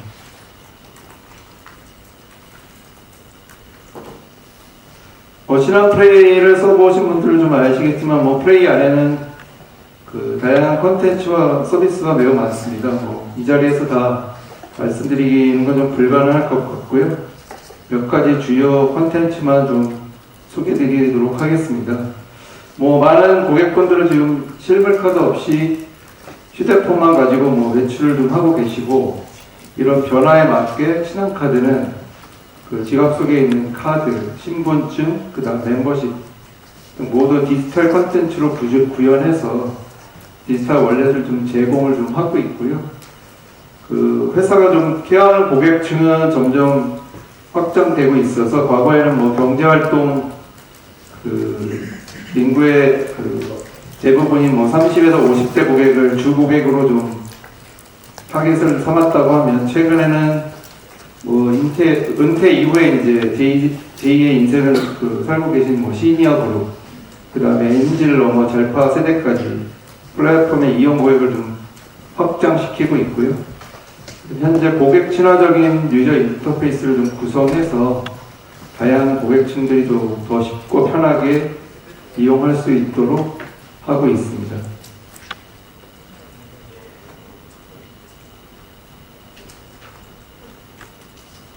현재 고객분들이 금융 플랫폼을 이용하는 가장 큰 목적 중에 하나가 자산 증대와 합리적인 그 생활을 위해서일 텐데요.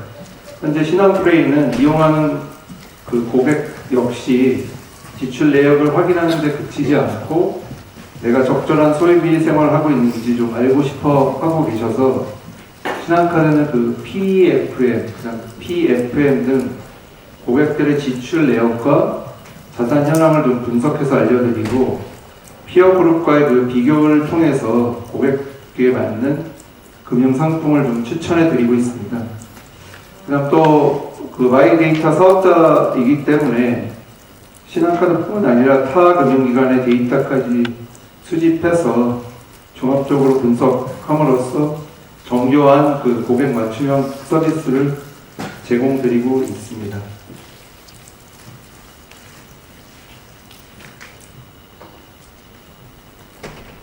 그다음 더 나은 결제 편의 제공을 위해서 다양한 시도도 지속적으로 좀 하고 있는데요. 금융 서비스를 좀 이용하시다 보면 그 높은 보안 수준과 그 법적 규정 준수를 좀 요구하고 있기 때문에, 특히 인증 절차에 있어서 많은 번거로움을 좀 경험하셨을 텐데요. 신한카드는 지금 안면 인증 서비스를 좀 통해서 그 신분증 사진과 고객 얼굴을 대조해서 본인 여부를 확인하는 좀 새로운 인증 서비스를 좀 제공하고 있고요. 또한 휴대폰을 넘어서 안면 인증을 통해서 그 결제가 가능한 그 페이스페이를 좀 가맹점에 적용하고서 좀 운영하고 있습니다. 이 모든 서비스가 지금 혁신금융 서비스를 통해서 좀 운영되고 있는 사업이고요. 고객들에게 더 나은 결제 경험을 제공하려는 신한카드의 노력으로 좀 봐주시면 좋을 것 같습니다.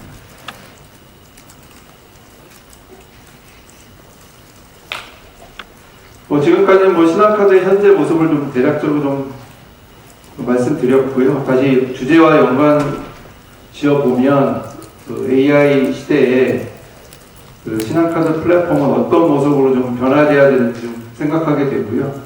인공지능은 좀 목적이 아니기 때문에 또 하나의 툴로 생각하고, 회사가 추구하는 방향성을 더 강화시켜 줄 거라 믿고 있고요. 그런 측면에서 그 AI가 적용된 금융 플랫폼은 고객과 회사의 니즈를 더 빠르고 더 정확하고 더 안전하게 그리고 더 많은 혜택을 주게 될 거라고 생각하고 있습니다.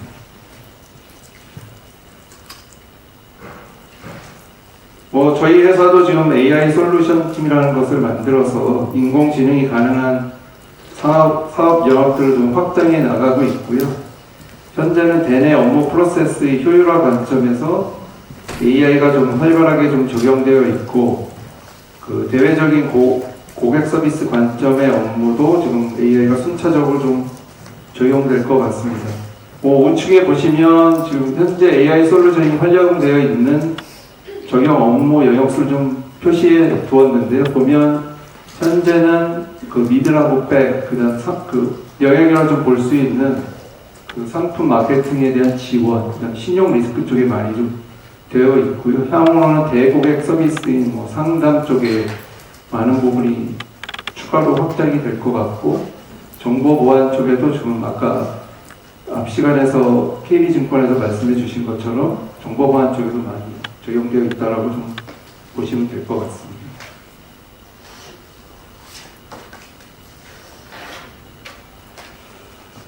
먼저 그 AI가 적용되면 이제 개인화를 넘어서 진정한 초개인화 서비스가 좀 생각해 볼 수 있을 것 같습니다. 신한카드는 약 지금 3,100만 명이라는 그 통합 회원과 300만 개의 그 가맹점에서 만들어내는 그 빅데이터를 좀 보유하고 있는데요. 데이터는 AI가 알고리즘을 생성하는 데 있어서 아주 중요한 좀 밑거름이기 때문에 이러한 데이터를 기반으로 해서 초개인화 추천 알고리즘이 개발된다고 하면 서비스와 상품을 고객 모두에게 더욱 정교하게 제공해 드릴 수 있을 것 같습니다.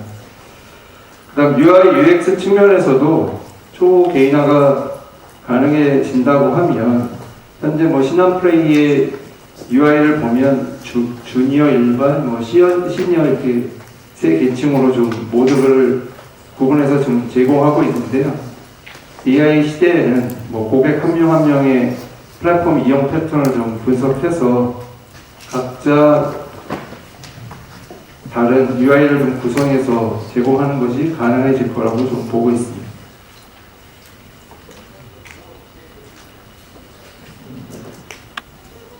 그 다음 챗 GPT가 등장한 이후에 이제 생성형 AI의 사업 정의에 대한 논의가 저희 회사 좀 가장 활발하고요.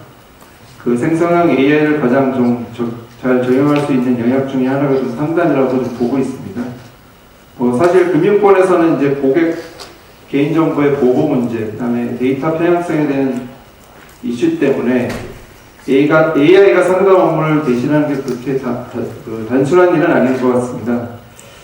하지만 AI가 직접 상담을 대체한다기보다는 상담원의 그 조언자 역할을 AI가 할 수 있도록 좀 방안을 좀 준비 중에 있고요. 예를 들어 보면 고객이 상담원에게 요청하는 자료를 좀 AI가 빠르게 정확하게 좀 찾아주고, 그 고객의 목소리 톤과 음성을 좀 통해서 고객의 그 감정 상태를 확인해서 상담원에게 대응 방법을 조언하는 것도 좀 고민해 보고 있습니다. 그 다음에 AI는 결제 보안 영역 강화에도 좀 적용되고 있는데요. 카드사는 결제가 일어나는 가맹점에 위치하고 고객의 위치 정보를 좀 모니터링해서 이상 징후를 좀 탐지하고 있고, 부정거래가 의심되면 본인이 결제한 내역이 맞는지를 전화나 문자를 통해서 좀 확인을 좀 하고 있습니다. 현재 AI가 부정거래 확인을 위해서 주말하고 야간 시간대 고객 상담을 좀 직접 진행을 좀 하고 있고요. 지역, 업종, 시간대 등 고객의 거래 패턴을 AI 알고리즘화해서 부정거래 탐지 시스템 고도화도 현재 준비하고 있습니다.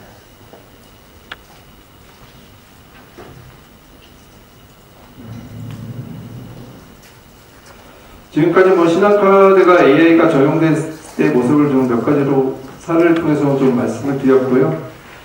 앞서 말씀드린 것처럼 AI는 사람이 하던 일을 더 정확하게, 더 빠르게, 더 많이, 그 다음에 더 안전하게 할 수 있을 거라고 보고 있고요. AI를 비즈니스에 좀 적용하기 위해서는 뭐 데이터를 준비하고 알고리즘을 개발하는 그 뒤에 그 개발한 뒤에 학습과 그 평가 과정을 거쳐야 하는데요.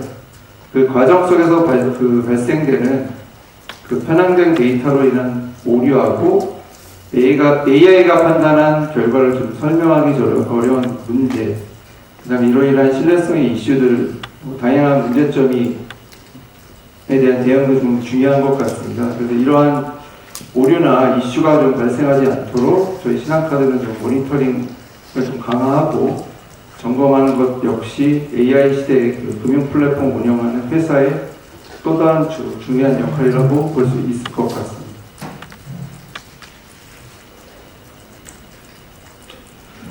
마지막입니다. 최근에 개봉한 크리에이터라는 영화인데 여기 이 영화를 좀 보신 분도 계실 것 같긴 한데 인류를 지키기 위해서 그 AI가 핵폭탄을 터뜨리면서 인류와 AI가 벌이는 전쟁에 관한 그 영화입니다. 강인공지능을 가정으로 한 AI의 위험성을 좀 다룬 영화인 것 같고요. 지금 영화 포스터에 좀 작게 글씨로 돼 있어서 뒤에는 잘 안 보실 수도 있을 것 같긴 한데 그 AI는 인간적인가 아니면 인간의 적인가라는 좀 인상적인 문구가 좀 적혀 있고요. 그 신한카드도 AI의 적정 도입과 활용을 통해서 고객들에게 등만되는 AI 시대의 금융 플랫폼을 만들기 위해서 최선의 노력을 다하겠다는 말씀드리면서 오늘의 발표를 마치도록 하겠습니다. 신한플랫과 더 플러스 제약도를 미래사항으로 삼고 있는 만큼 향후 신한은행 기준의 다른 계열사들과도 플랫폼 방향성을 공유해야 할 것으로 보이는데요. 각 계열사의 서비스를 통합적으로 제공하기 위해서 어떤 노력하고 계신지 궁금합니다. 현재 지금 신한금융그룹에 그 13개의 계열사가 있고요. 현재 각자 법인으로 존재하기 때문에 저희가 통합하는 자체가 그렇게 쉽지만은 아닙니다. 하지만 유기적으로 결합은 당연히 좀 필요하고요.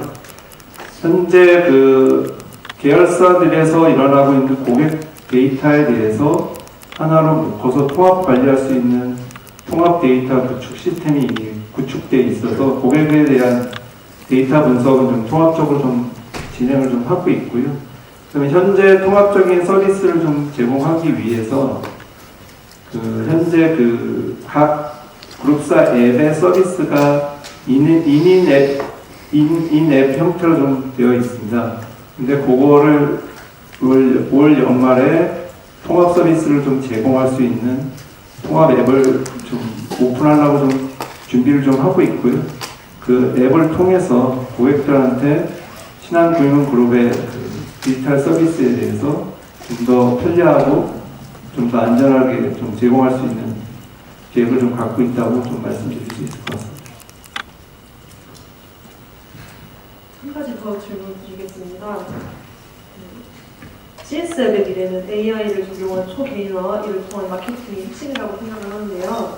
페이 서비스도 비슷한 걸 추구하고 있는데 페이사 대비 카드사의 강점은 무엇인지 궁금합니다. 굉장히 좀 어려운 질문이고요. 현재 아까 네이버 페이도 좀 말씀 주셨는데 1차적으로는 그 데이터에 대한 부분이 제일 강점이라고 좀 보고 있습니다. 지금 현재 빅테크사들도 많은 데이터를 좀 갖고 계신 걸로 좀 알고 있지만 데이터의 양보다는 어떤 분석을 통해서 어떠한 정확한 서비스를 좀 제공해줄 수 있는지가 좀 중요한 것 같고요. 신한카드가 기존에 갖고 있었던 데이터에 대한 분석 능력은 많은 업력을 통해서 좀 강점이 있다고 좀 보고 있고요. 그 다음에 현재 온라인 부분에 대해서는 페이사들이 굉장히 카드사에 대한 많이 따라왔다고 보고 있는데 이제 오프라인 부분도 지금 페이사들이 많은 결제량을 좀 넓히고 계시고 있지만 아직은 오프라인 영역에 있어서는 카드사가 페이에 있어서는 좀 경쟁력이 있다고 보고 있기 때문에 그 부분을 어떻게 잘 지키는지가 좀 중요할 것 같고요. 그다음에 페이사를 경쟁사로 볼 수도 있겠지만 같이 협업을 해서 아까 네이버 페이에서 말씀해 주신 것처럼 같은 파트너로서 같이 협업할 수 있는 부분도 같이 만들어가야 되지 않을까 좀 생각하고 있습니다. 이상입니다. 감사합니다. 빅데이터 한 4년 전이었던 것 같은데 거쳐거쳐 결국 AI까지 다음에 또 무엇을 하게 될지 정말 궁금합니다. CEO 스코어가 사실 제가 알기로 언론계에서 상당히 데이터베이스 뉴스를 제너레이트하는 걸로 알고 있습니다. 은행들에서는 많이 관심을 갖고 있는 언론이라고 알고 있는데 좋은 행사들을 이렇게 매번 개최해 주셔서 감사드립니다. 사실 저는 AI 전문가가 아닙니다.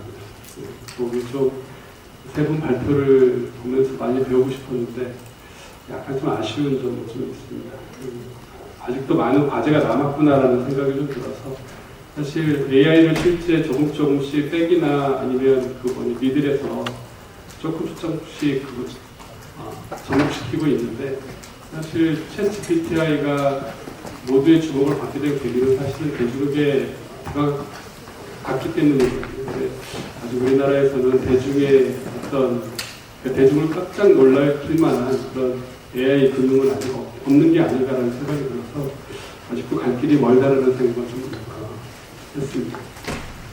AI 시대의 금융 플랫폼은 어떻게 발전하는 게 맞는가에 대해서 한 30분 동안 말씀을 드려보겠습니다. 우선은 금융 플랫폼에 대해서 좀 간략하게 말씀을 드려야 할 것 같은데요.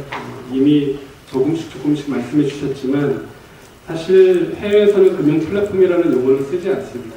유난히 이상하게 우리나라에서는 금융 플랫폼이라는 용어를 쓰는데 결국에는 아까 방금 전에 정의해 주셨던 것처럼 금융 플랫폼이라는 것은 어떻게 보면 디지털 환경에서 금융을 소개하는 어떤 장소, 공간이라고 보시면 될 것 같습니다. 근데 이 금융 플랫폼의 특징 중에 하나는 물론 기존의 금융회사들도 금융 플랫폼을 내걸고 있기는 하지만 전통적으로는 금융회사는 자신의 금융상품이나 서비스를 제공하는 것을 목적으로 했습니다. 하지만 최근 들어서는 금융 플랫폼화 되면서 금융회사들도 내 것만이 아니라 남의 것까지 담아서 선보이고 그리고 그 중에서 내 것이 그래도 그나마 제일 낫다는 것을 보여주려는 그런 노력들을 많이 하는 것 같습니다. 경제학적으로는 양면 시장의 특성이 있다고 얘기하고 또 한 가지는 네트워크 효과가 있다고 해서 결국에는 네이버 페이처럼 파트너십으로 확대를 하려는 이유 중에 또 하나가 네트워크 효과인데 네이버 유입되는 많은 고객들을 다른 금융회사들이 공유할 수 있다면 어떻게 보면 가치 공유의 개념인데 그런 특징을 금융 플랫폼이 갖고 있지 않을까라는 생각을 합니다. 사실 2015년부터 우리나라에서 핀테크가 이렇게 빠르게 진전되면서 보여왔던 특징 중에 하나가 핀테크 기업들은 처음부터 비대면 디지털 채널을 통해서 금융 서비스를 제공하려고 했고 처음에 모든 것을 다 제공할 수 없었기 때문에 자신의 앱을 통해서 기존의 금융회사들이 제공하는 다양한 금융 서비스 중에서 가장 매력적인 것들을 하나씩 골라서 제공하는 언번들링 서비스를 제공했습니다. 그러다 점차 발전하면서 지금은 하나의 금융 플랫폼에서 거의 대부분의 모든 금융 서비스를 이용할 수 있도록 하는 리번들링 화가 되고 있는 그 상황입니다.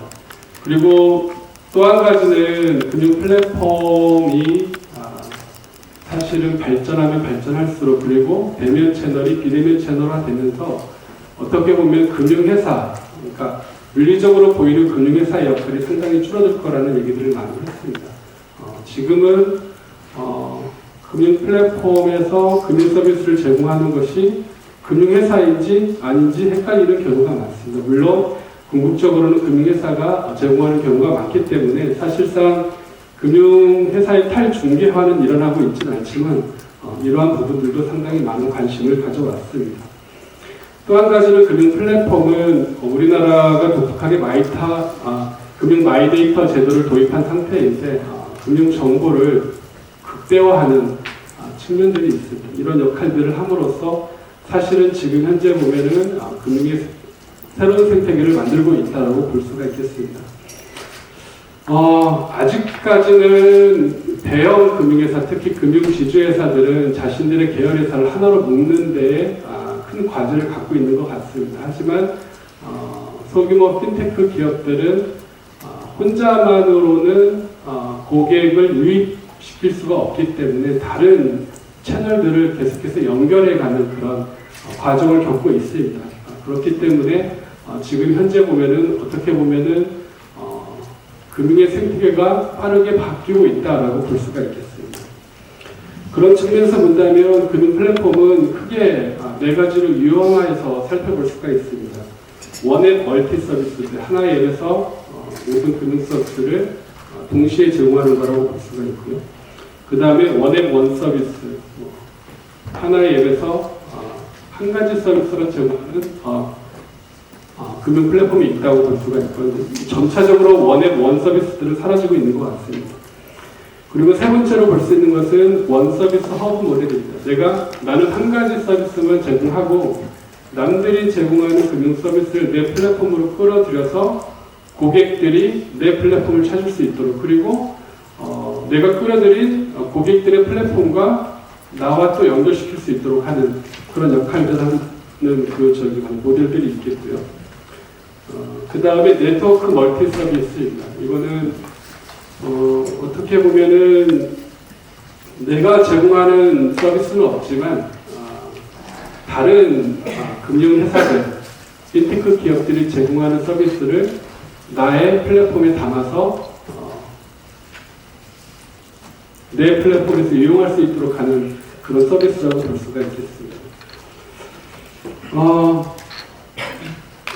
네트워크 멀티 서비스와 원 서비스 허브 모델이 약간 비슷할 거라고 보실 수가 있는데, 우선은 원 서비스 허브 모델은 내가 남의 서비스를 끌어와서 내 플랫폼에서 이용하게 하는 거고요. 그 다음에 네트워크 멀티 서비스는 내 플랫폼에 와서 다른 제3자의 서비스가 연결이 되면 다시 그 제3자의 플랫폼에 가서 서비스를 이용하는 거라고 그렇게 이해하시면 될 것 같습니다.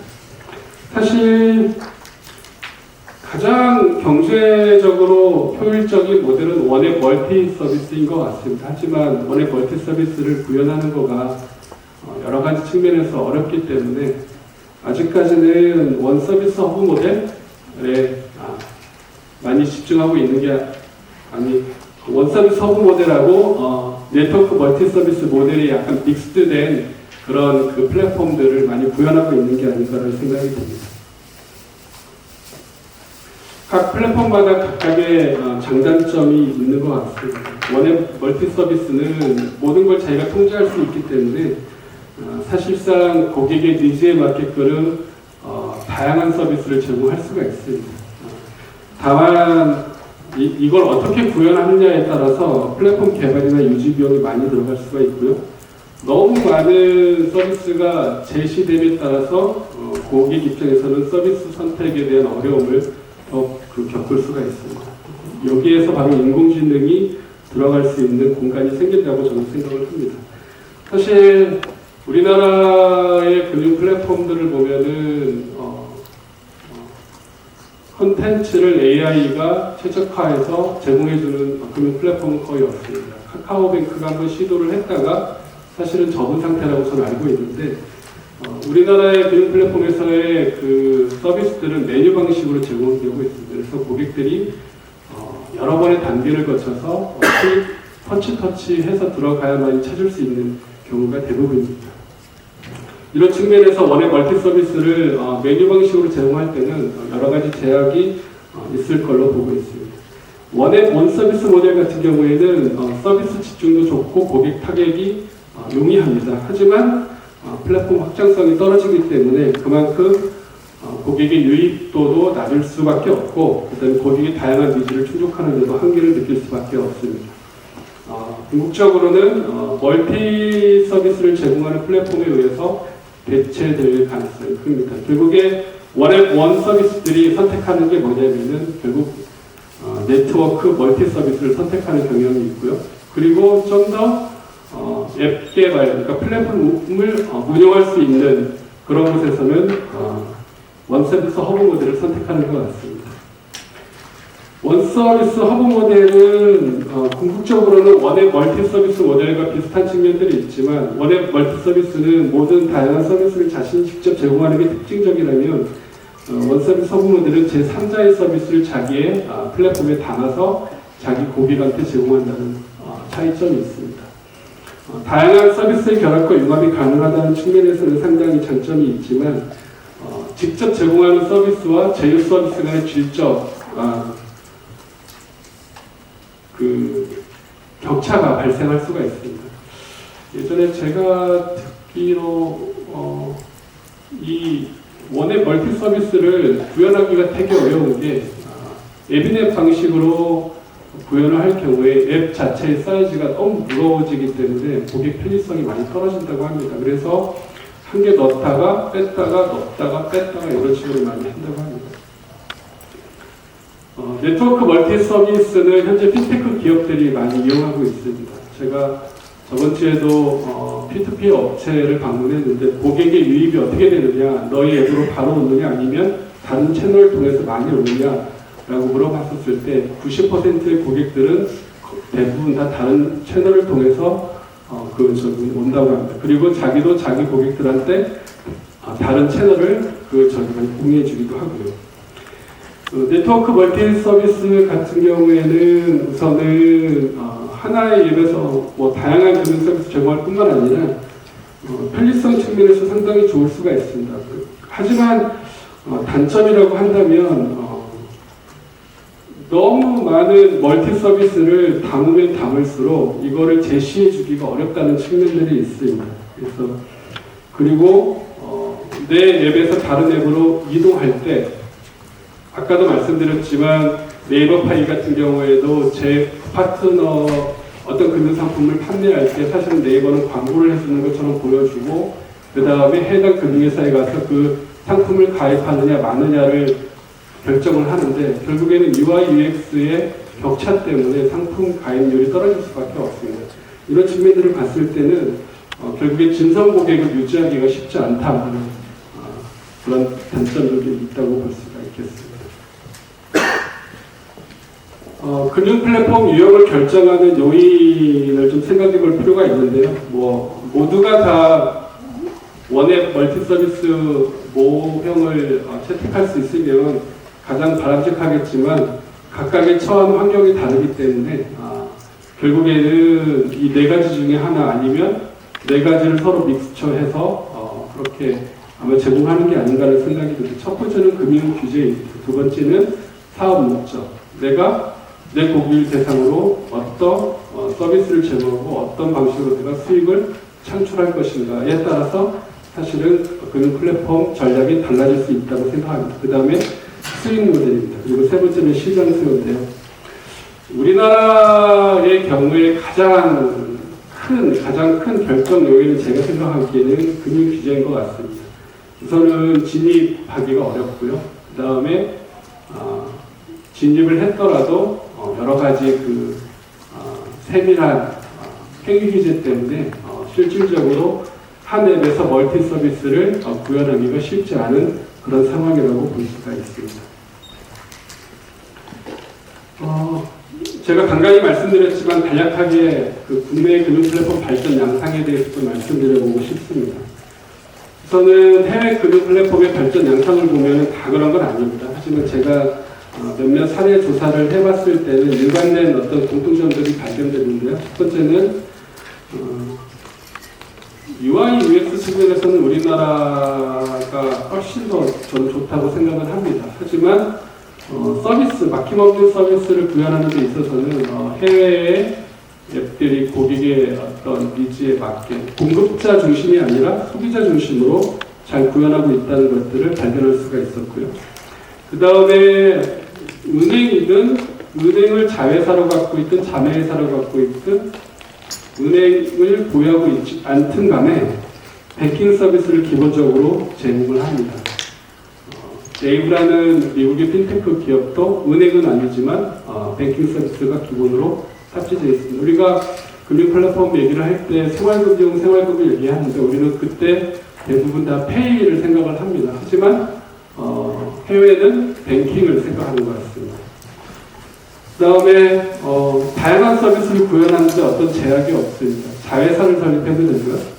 그다음에 자회사를 설립해서 금융업에 진입하는 것도 쉽고요.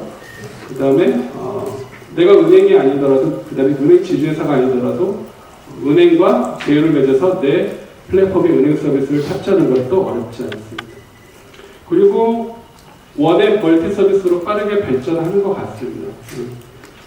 제가 여기 보여주고 싶은 그 서파인데 2011년에 설립된 미국의 핀테크 기업입니다. 제일 처음에 이 핀테크 기업은 원앱 원서비스 플랫폼을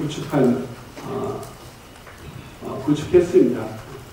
그것도 대학생 학자금 대출이라는 아주 미국 같은 경우에는 큰 시장이긴 하지만 우리나라로 따지면 사실 생존하기 어려운 그런 핀테크 영역이라고 볼 수가 있습니다.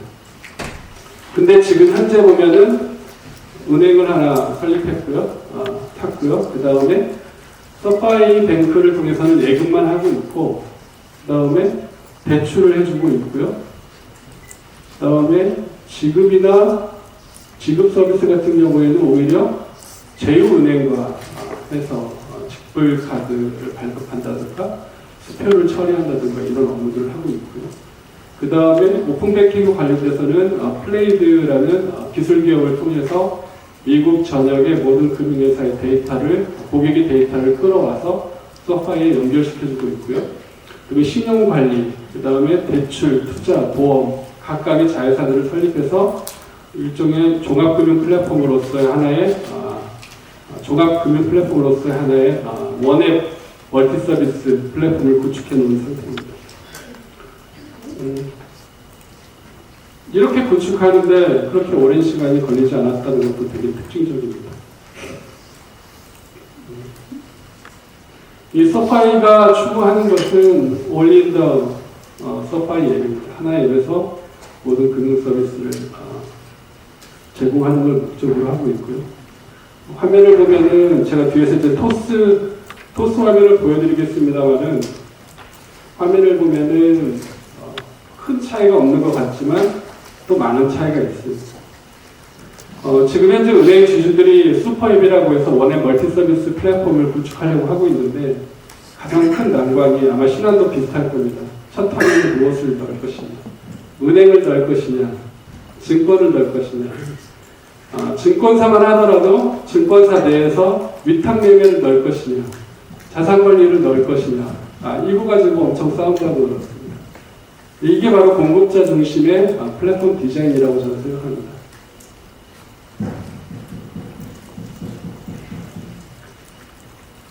국내 플랫폼 발전 양상을 좀 살펴보면은 핵심 서비스의 질적 강화에 좀 중점을 두는 것 같습니다. 이게 좋게 말해서 핵심 서비스의 질적 강화에 중점을 둔다는 얘기가 회사에서 돈을 가장 많이 벌어오는 사업 부서를 첫 화면에 놓는다는 겁니다. 그리고 첫 화면을 어떻게 하면 더 많이, 아까 좋은 말씀 해주셨는데 고객의 시간을 얼마만큼 더 많이 점유할 것인가를 노력한다고 하는데 그런 부분들에 많이 중점을 두는 것 같습니다. 두 번째는 마이데이터 서비스를 열심히 개발하고 있는 것 같습니다. 금융당국에서는 왜 1년이 넘게 지났는데 왜 아무것도 안 나오냐라는 말들을 많이 하는데 마이데이터 서비스를 그래도 열심히 내부에서 이렇게 캐고 있는 것 같습니다. 하지만 한 가지 단점이 있다면 은행 지주나 아니면 모든 금융 권역의 라이센스를 취득한 금융회사가 아니라면 다양한 서비스를 구성하는데 상당히 어려움이 있습니다. 왜냐하면 우리나라 같은 경우에는 금융업 진입도 어렵지만 이미 진입한 금융회사와 제휴하는 것도 상당히 어렵게 돼 있기 때문입니다. 그래서 보면은 우리나라의 금융 플랫폼들은 원앱 멀티 서비스, 원앱 원 서비스, 네트워크 멀티 서비스가 좀 혼재하는 것 같습니다. 토스가 처음으로 원앱 멀티 서비스를 제공했습니다. 근데 다만 첫 화면은 토스페이, 그리고 두 번째 화면으로 넘어가면 토스뱅크, 토스증권, 토스보험 이렇게 각 금융 권역이 분리되어 있는 방식으로 구현되어 있습니다.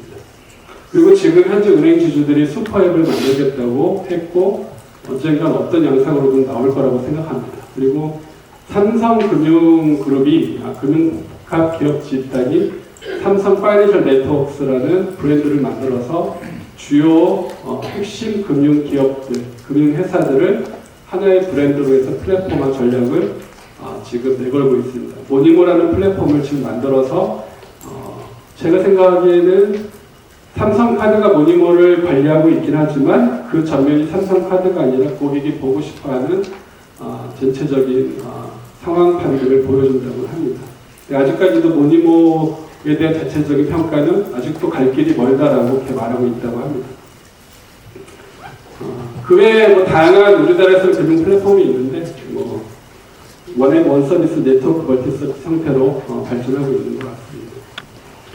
토스가 그나마 처음으로 슈퍼앱 통합 플랫폼을 만들어서 제시하고 있는데 토스 앱의 첫 화면의 계좌 정보를 보면은 이렇게 되어 있습니다. 개발자들의 평가로는 토스의 UI UX가 국내에서는 최고라고 합니다. 그만큼 토스를 한번 경험해 본 사람은 토스가 편리하다고 합니다. 그러나 저의 입장에서는 토스도 역시 메뉴 방식에서 크게 못 벗어나고 있다고 저는 생각을 합니다. 이게 토스의 다양한 서비스 화면들입니다. 보시면 알겠지만 토스는 토스뱅크의 자산 보면은 우리은행에 얼마, 신한에 얼마, 포인트머니가 얼마, 하나은행이 얼마 이런 식으로 되어 있습니다. 이렇게 나열되어 있습니다. 이거 제가 다 더해야 얼마 있는지 제가 압니다. 무슨 말씀하시는지 알겠죠.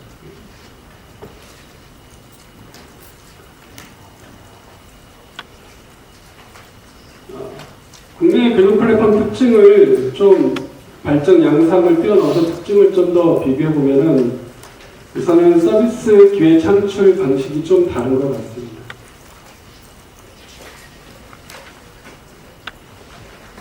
해외는 기본적으로 뱅킹 서비스, 디지털 뱅킹 서비스를 기반으로 서비스 기회를 확장하고 있고 우리나라는 페이를 제공할 수 있는 데는 페이를 기반으로 하지만 공격적인 마케팅이나 리워딩을 좀 과도하게 제공하는 경향들이 좀 있는 것 같습니다. 제가 해외 금융 플랫폼들을 쭉 봤을 때 우리나라처럼 이렇게 리워드를 많이 제공하는 데는 없습니다. 아까도 보시면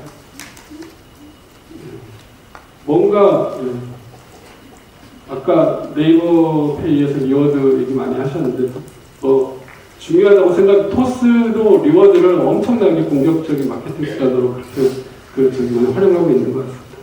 근데 리워드도 좋긴 하지만 금융의 본질을 생각했을 때는 금융 플랫폼에 금융 소비자들이 방문했을 때는 좀 더 정직하고 신뢰할 수 있는 금융 서비스를 제공받길 원하는 겁니다. 그렇다면은 그런 데 더 집중하는 게 좋지 않을까라는 생각이 듭니다. 뱅킹 서비스 제공 방식에도 큰 차이가 있습니다.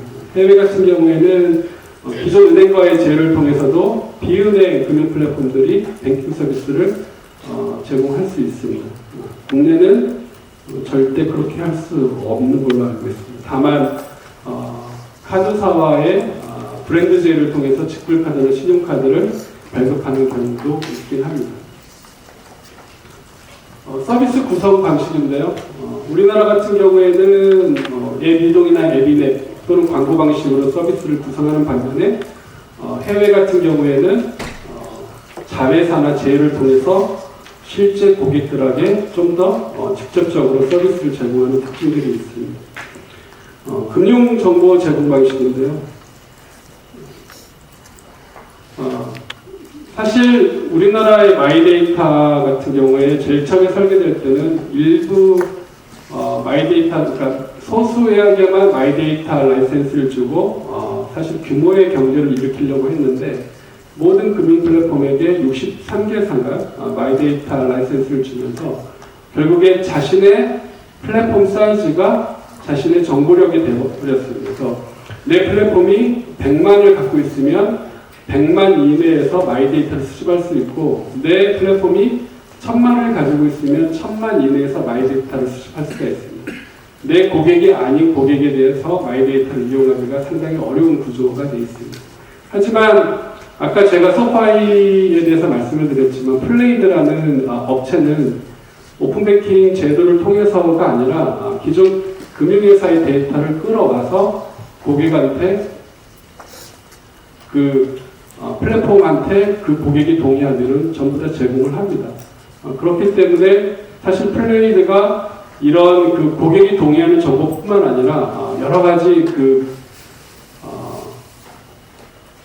식별하기 어려운 데이터를 가공해서 실제 플랫폼 기업들이 자기 고객이 아닌 고객에 대한 분석까지도 가능하도록 그렇게 제공하고 있습니다.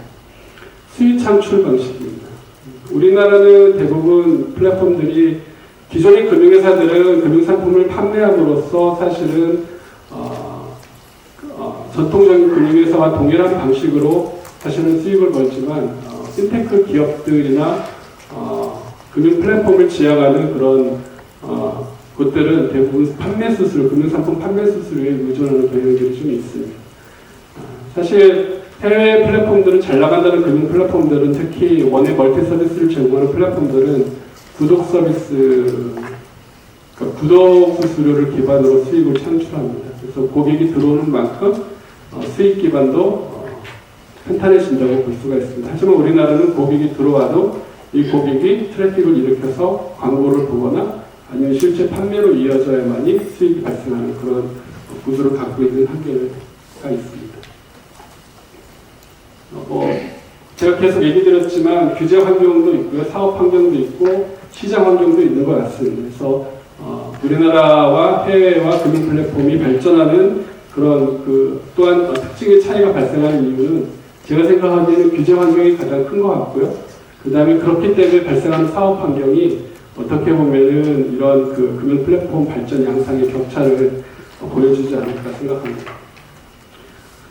제가 서두에 인공지능 전문가가 아니라고 얘기했기 때문에 여기에 대해서는 짧게 말씀드리겠습니다. 저한테 주어진 시간은 딱 5분인 것 같은데요. 사실 디지털하지만 이제 PC의 시대는 끝났고 모바일 시대인 것 같습니다. 저도 회사에서 일할 때 빼고는 PC를 거의 쓰지 않습니다. 모바일을 쓰기 때문에 환경의 특징이 많이 바뀐 것 같습니다. 언제 어디서나 접근이 가능한 환경이 됐고요. 그 다음에 하지만 그 환경을 봤을 때 손바닥만한 화면에서 모든 걸 해야 되는 그런 제약들이 좀 있습니다. 그리고 그럼에도 불구하고 여러 가지 소통의 채널은 잠재적으로 가지고 있습니다. 문자로도 대화할 수 있고요, 음성으로도 할 수 있고 영상으로도 가능합니다.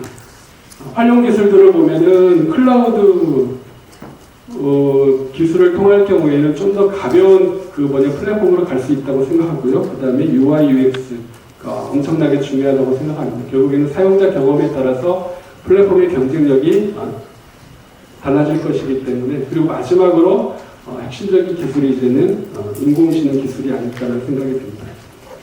간단하게 좀 AI와 인간과 좀 비교해보고 싶은데, 첫 번째는 인간이 할 수 있는 작업을 더 빠른 시간에 더 효과적으로 처리할 수 있다는 점에서 AI가 상당히 중요하다고 생각합니다. 이 부분은 미드하고 백에서 주로 많이 활용될 수 있을 거라고 생각되고요. 인간보다 더 효율적으로 의사결정을 할 수 있다, 일관된 의사결정을 할 수 있다. 이것도 미드에서 아마 많이 활용될 수 있을 거라고 생각합니다.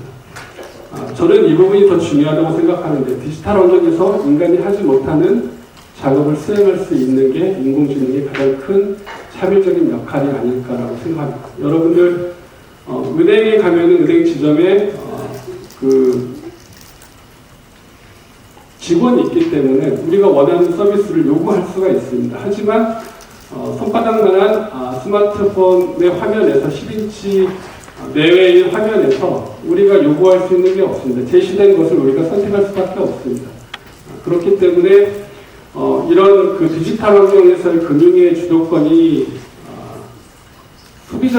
금융 소비자에게 있다는 말들을 많이 하지만 실질적으로는 지금 상태에서는 그 주도권이 금융 소비자에게 다 넘어온 것은 아닙니다. 결국에 공급자 중심으로 설계된 금융 플랫폼이라면 공급자가 유도하는 방식으로밖에 금융 소비자를 선택할 수밖에 없는 그런 환경에 처해 있다고 생각합니다.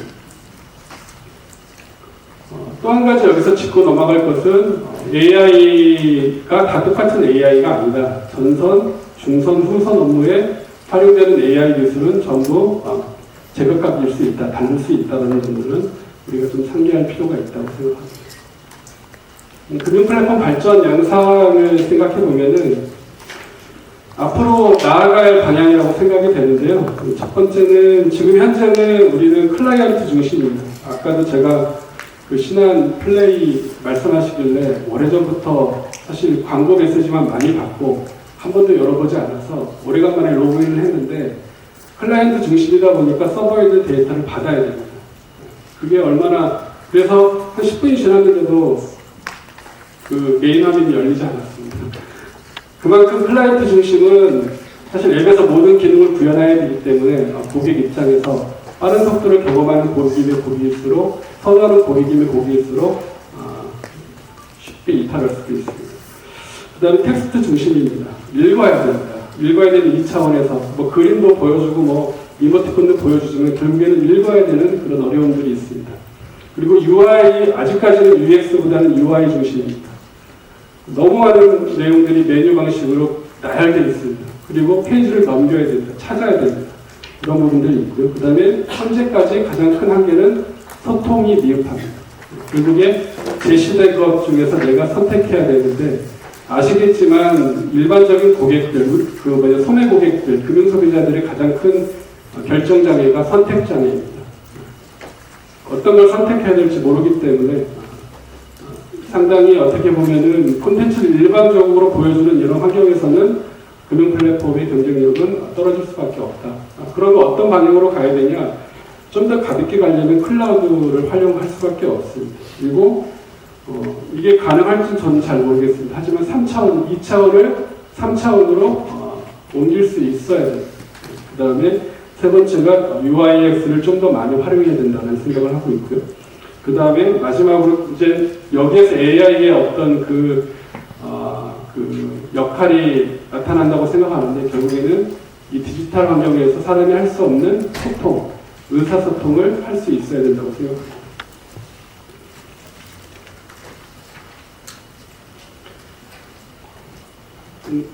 사실 2016년, 17년에 은행들, 보험사들하고 몇몇 증권사들이 챗봇을 내걸었지만 성공하지는 않은 것 같습니다. 그 이유 중에 하나가 챗봇은 생산형 AI에 기반하지 않았습니다. 그냥 가능한 시나리오를 그려놓고 고객이 질문을 던지면 그 질문에 가까운 질문을 찾고 그 질문에 답변을 제시하는 방식으로 일종의 트리 방식으로 사실은 설계가 됐기 때문에 고객이 이상한 질문을 하면 답변하지 못하고 뻗어버리는 그런 챗봇이었습니다. 그렇기 때문에 고객들 입장에서 많이 호응을 하지 않았는가라는 생각을 합니다. 최근에 미국에서 대형 금융회사들 우리 관심을 갖고 있는 게 AI 파워드 가상금융비서입니다. 버추얼 파이낸셜 어시스턴트라고 하는데 사실 뱅크 오브 아메리카의 에리카 빼고는 그렇게 주목받은 만한 데가 없습니다. 2018년에 출시를 했기 때문에 지금 5년이 지났습니다. 5년이면은 다른 경제 은행들, 대형 금융회사들도 비슷한 서비스를 출시할 법도 한데 여전히 에리카만큼 경쟁적인 그런 인공지능 기반의 가상금융비서 서비스를 제공하는 데는 없다고 합니다. 지금 금년 하반기부터 뱅크 오브 아메리카가 에리카와 고객을 통해서 금융상품 판매 서비스를 제공하고 있다고 합니다. 하지만 에리카가 직접 판매하는 게 아니라 금융상담사를 연결해서 실제 판매 절차들을 밟고 있다고 합니다. 그래서 이 부분들을 왜 하는가를 찾아봤더니 결국에는 금융상품을 판매한다는 것은 금융상품 판매 규제를 받는 건데 인공지능이 그 절차를 사전에 정의한 걸로 할 경우에는 고객의 다양한 상황을 이해할 수 없기 때문에 결국에는 일종의 학습 자료를 만들기 위해서 인공지능과 사람을 연결시켜서 실제 고객을 응대하게 하고 그걸 통해서 학습 자료를 구축하는 게 아닌가라는 생각을 합니다. 금융 플랫폼에서의 AI의 바람직한 모습, 저는 딱 이 그림 하나로 설명드리고 싶습니다. 호수의 백조는 너무나 자연스럽습니다. 하지만 백조의 호수는 자연스럽지 않을 수 있습니다. 이 백조의 호수를 공연하는 그 발레리나한테 가장 최대의 극찬은 정말 백조가 닿다는 겁니다. 근데 우리가 지금 보면은 인공지능 서비스를 강조하고 인공지능을 강조하는데 인공지능을 너무 강조한다는 겁니다. 마케팅 수단으로 활용하기 위해서인지 모르겠지만 인공지능을 얘기한다는 겁니다. 만약 우리가 금융 플랫폼에서 인공지능을 완벽하게 구현한다면 사람은 이게 인공지능인지 사람인지 구별할 수 없어야 된다. 근데 우리는 지금 현재 내가 지금 인공지능인지를 각인시켜주면서 서비스를 제공하는데 그 서비스가 기대했던 거 이하이기 때문에 금융 소비자들이 크게 반응하지 않는 게 아닌가 하는 생각입니다. 챗 GPT에 대해서 사람들이 놀랐던 것은 물어보면 100% 맞진 않지만 그럴듯한 답변을 해주기 때문입니다. 그리고 그 경험을 특수한 사람이 아니라 모든 사람들이 할 수 있게 만들었기 때문입니다. 이것처럼 결국에 우리가 금융 플랫폼에서 인공지능을 구현한다면 인공지능을 느끼지 않아야 된다고 생각합니다. 아까 그 강민식 부장님께서 마지막에 크리에이터 영화 소개를 하면서 인간적인가 인간의 적인가가 상당히 그 인상적이었다고 하셨는데 사람도 인간의 적입니다. 사람도 사람의 적이고 사람도 인간적이지 않은 경우가 있습니다. 우리가 인공지능과 인간을 굳이 구별해야 될까?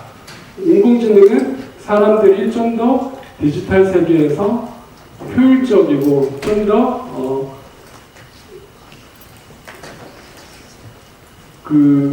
효과적으로 무언가를 하기 위해서 만들었다면 굳이 구별할 이유는 없다라고 저는 생각을 합니다. 현재 여러 금융사들이 디지털 플랫폼에 AI를 활용하고 있는데 이를 더욱 활성화하기 위해 어떤 제도나 방안이 필요하다고 생각하시는지 궁금합니다. 제가 금년 초에 AI 관련돼서 글을 하나 썼는데 쓰다가 보니까 금융 당국에서 AI 가이드라인을 일찌감치 만들었더라고요. 그래서 놀랐습니다. 우리한테 이런 AI들이 있었는가라는 생각이 좀 들었고 규제가 너무 기술을 앞서가는 건 아닌가라는 생각을 좀 했습니다. 근데 지금 AI 관련돼서 사실 국제금융기구에서 많은 우려를 하고 있습니다. 왜냐하면 AI가 우리에게 인간에게 좋은 이점도 가져다 주겠지만 많은 또 문제를 또 야기할 수 있다고 생각을 하고 있습니다.